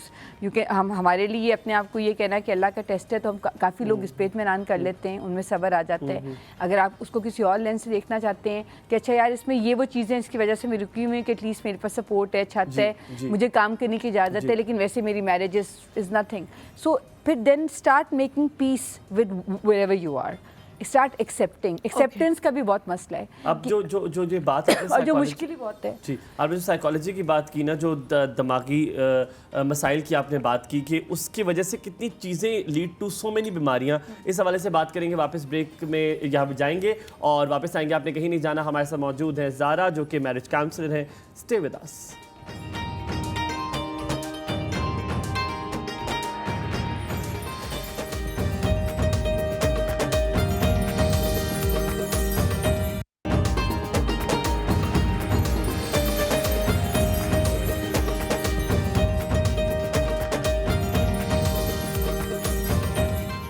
Welcome back जी। हम लोगों के साथ ज़ारा मकबूल मौजूद हैं। बिल्कुल लास्ट हमारे पास कुछ मिनट्स रह गए। हम कोशिश कर रहे हैं कि हाँ शो के कुछ लास्ट मिनट्स है। हम कोशिश कर रहे हैं वो ज़्यादा से ज़्यादा बात पूछ सकें जिससे आप लोगों को हेल्प मिले। मुझे साइकोलॉजी वाली बात पूछी थी, पूछे ना आप। कौन सी वाली? मैंने वो, क्योंकि बहुत सी लीड करती है बीमारियां जो आपके दिमाग का मेंटल स्ट्रेस, हाँ। आपके बाल गिरते, जो पेरेंट्स की सब चीजें। ज़ारा, बहुत सारी रिसर्चेस अब ऐसी आना शुरू हो गई हैं जिनसे पता लगता है कि आपके अंदर जो सारे साइकोलॉजिकल मसले होते हैं वो आगे जाके लीड कर जाते हैं आपकी किसी न किसी बीमारी से। जैसे बहुत एक कॉमन बीमारी है, बाल गिर रहे हैं जी, स्ट्रेस की रीज़न है उसका, और कोई रीज़न नहीं है, स्ट्रेस है।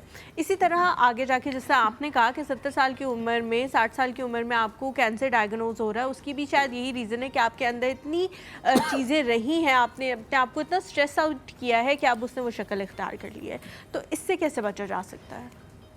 इससे कैसे बचा जा सकता है? मेरे ख्याल में इससे बचने में यही बात है कि सबसे पहले इसको अंडरस्टैंड करने की ज़रूरत है कि हर चीज़ बायोलॉजी और साइकोलॉजी दोनों, मतलब माइंड और बॉडी कनेक्टेड है। जैसे आप लोगों ने अपने हाथों की बात की तो मैं आपको फीडबैक दे रही थी कि माइंड एंड बॉडी नहीं, बॉडी माइंड कनेक्टेड है, एक बात। दूसरी बात है कि देखिए stress is part of life, because हम एक कॉन्फ्लिक्ट, एक ज़िंदगी का बहुत इंपॉर्टेंट हिस्सा है, हमारे अंदर है, हालात हैं, तो उससे आप एक तो स्ट्रेस से आप बच नहीं सकते। दूसरा सवाल है कि उसके अंदर फिर आप अपनी कैसे केयर कर सकते हैं कि आपकी बॉडी कम से कम उसका असर ले। एंड अगेन, अगर जैसे बच्चे छोटे हैं, लोग अफोर्ड नहीं कर सकते, हर कोई थेरेपी में नहीं जा सकता, गांव में लोग बैठे थेरेपी में नहीं जा सकते, तो फिर एक हमारी जो कम्युनिटी लिविंग है या सेंस ऑफ कम्युनिटी है, उसको तो हम कल्टिवेट कर सकते हैं, जो आपके पाकिस्तान में कम से कम है। अभी भी अगर आप देखें कि क्यों विलेजेस में लोगों में बीमारियां कम है एज़ कम्पेयर टू अर्बन जो है, उसकी वजह ये है कि एक सेंस ऑफ कम्युनिटी गाँव में है, जिसमें शाम में लोग बैठ के बात करें, बात ही करें ना, थेरेपी में भी जाके बात करें, ठीक है, एक थेरेपिस्ट की अंडरस्टैंडिंग और होगी, लेकिन जो एक शाम में लोग बैठे हुए एक दूसरे को सपोर्ट कर रहे हैं, लोगों की साइकोलॉजिकल सपोर्ट हो रही है, that plays a big role. Secondly, again understanding, number one acceptance की मैंने बात की थी कि stress is part of life. हमने आजमाया जाना है through emotions, through death, through life, through problems. रोज़ी के लोगों के इतने मसले हैं पाकिस्तान के, आप इस वक्त हालात देखिए, आप नहीं बच सकते ना, आप मजबूर हैं, हम हेल्पलेस हैं। इसमें फिर आप पे अपनी सेल्फ केयर और भी ज़्यादा इंपॉर्टेंट बन जाती है। सेल्फ केयर के लिए आपको जिम जाने की सिर्फ ज़रूरत नहीं है या पैसा खर्च होने की ज़रूरत नहीं है, आप खुद वॉक कर सकते हैं, आप पानी ज़्यादा पी सकते हैं, आप बेसिक आपकी अंडरस्टैंडिंग हो सकती है कि आपने अपनी बॉडी को किस तरीके से उसकी केयर करनी है। फिर साइकोलॉजिकल एटीट्यूड आपका क्या है, जो कि मैंने बात पहले ही कही है कि अगर आप ऐसी सिचुएशंस में हैं जिसमें आपके पास वाकई कोई खिड़की नज़र नहीं आ रही जिसको आप खोल के सांस ले सकते हैं, तो फिर आप एक्सेप्ट करना शुरू कर दें। ज़रा अखबार की हेडलाइन होती है एक बहुत बड़ी, इस पर हमेशा आपकी नज़र पड़ती है और आप कहते हैं कि अच्छा ये खबर है, फिर आप खबर पढ़े ना पढ़ें वो फ़र्क नहीं पड़ता। बात इसलिए कि आपके लिए हेडलाइन क्या है एक रिश्ते की अच्छा चलाने की? इतने लोगों से आप मिलती हैं, यकीनन थेरेपी, जो मैंने लास्ट टाइम दी थी वही दे दूं कि रिश्ते में जाइए ना। तो ये आपने लास्ट टाइम यही कहा था शादी ना करें। हाँ, आप तो बिल्कुल भी ना करें। मैं तो बिल्कुल ना करूं शादी। क्या मेरी तो शादी के पीछे सब पड़े हुए, मतलब नहीं क्यों मैं शादी ना करूं यार, क्यों लोग चाहते हैं मैं शादी ना करूं। लेकिन ज़रा क्या हेडलाइन है जो रिश्ते के लिए आप कहती हैं कि ये एक बेसिक 2 चीज़ें, 3 चीज़ें, एक चीज़ है जो अगर रिश्ते में चले तो रिश्ते बहुत बेहतर हो सकते हैं? आई थिंक बेसिक देखें, वो एक ह्यूमैनिटी की बात आ जाती है कि जो एक इंसान को अशरफुल मखलूक़ात बनाया वो इंसान बन के रहे, तो आप इंसान बन के रहें और दूसरे को भी इंसान समझिए, तो मेरे ख्याल में that's a headline. And understand कि इंसानियत का मतलब क्या है, जिसमें पेशेंस है, जिसमें टॉलरेंस है, जिसमें प्यार, और ये सब कुछ आपके अंदर एक नेचुरल रिसोर्स है जिसको आपने जाके, इट्स लाइक ब्रीदिंग, इसके लिए आपको सीखना नहीं पड़ेगा। तो एक बेसिक जो एक रूल्स हैं जिसमें हकूक़ लिबाद जो हमारे हैं, जो कि हर तरफ आने चाहिए, आप अगर बेसिक भी अपने रिश्ते में प्रैक्टिस करेंगे, आपकी कभी प्रॉब्लम्स इतनी नहीं होगी कि आप कहें कि ये अनकंटेन्ड है और हम लोग।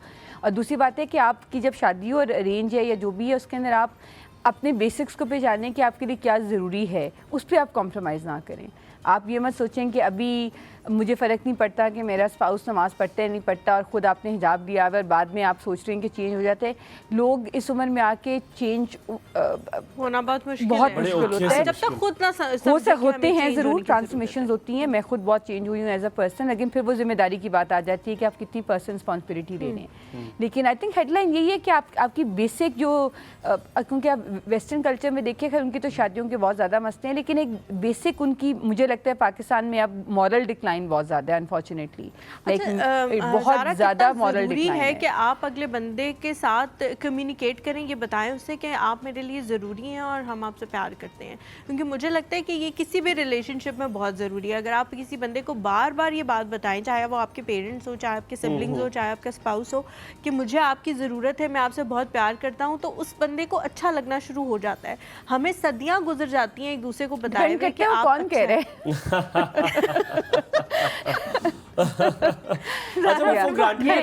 इशू हो सकता है, ज़रा लोग फॉर ग्रांटेड भी लेते हैं अगर आप उनको बार-बार बताएं। क्योंकि देखिए जो है ना कि जैसे जाहिल की जो सुनना ही नहीं चाह रहा, जिससे अपनी बीवी अच्छी नहीं लग रही तो वो जितना मर्जी कहे आपसे बहुत प्यार करती हूँ, वो कान और आंखें नहीं सुन रही और देख रही, तो बताना आपने अपनी ही बीवी को बताना है कि आपसे मैं प्यार करता हूँ। आपने ये भी होता है कि एक दफ़ा मेरे पास ऐसे लोग कि वो मैसेज भी गलत जगह पे चला जाता है।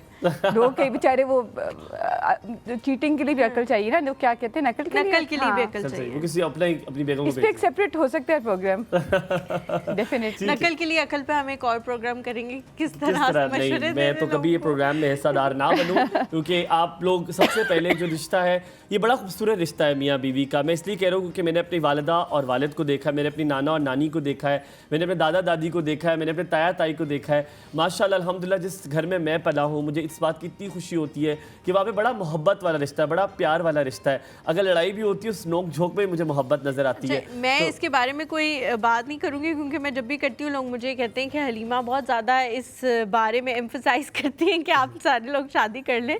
तो अगर आपका दिल करे ज़ारा की बात मानने का कि ना करें तो ना करें, वरना करें। बट हलीमा, मैंने क्योंकि इतने अच्छे रिश्ते देखे तो बड़ा खूबसूरत रिश्ता है। बात करने का मकसद ये था कि आप लोग भी इस रिश्तों को जितना खूबसूरत बना सकते हैं खुद बनाइए। याद रखिए, जो मेरी और शायद हलीमा भी इस बात को सेकंड कर सकती हैं कि तीसरे बंदे की जब भी शमूलियत होती है रिश्ते में, तो रिश्ता ज़रूर कोई ना कोई मसला होता है, वो ख़राब हो जाता है, वो टूट जाता है। शादी को चलाइए आप लोग, इंशाल्लाह ताला आपसे दोबारा मुलाकात ज़रूर होगी। एक अलग सा टॉपिक अब रखेंगे, और ये वाला नहीं कोई और टॉपिक रखेंगे, आपको ज़रूर ज़हमत देंगे।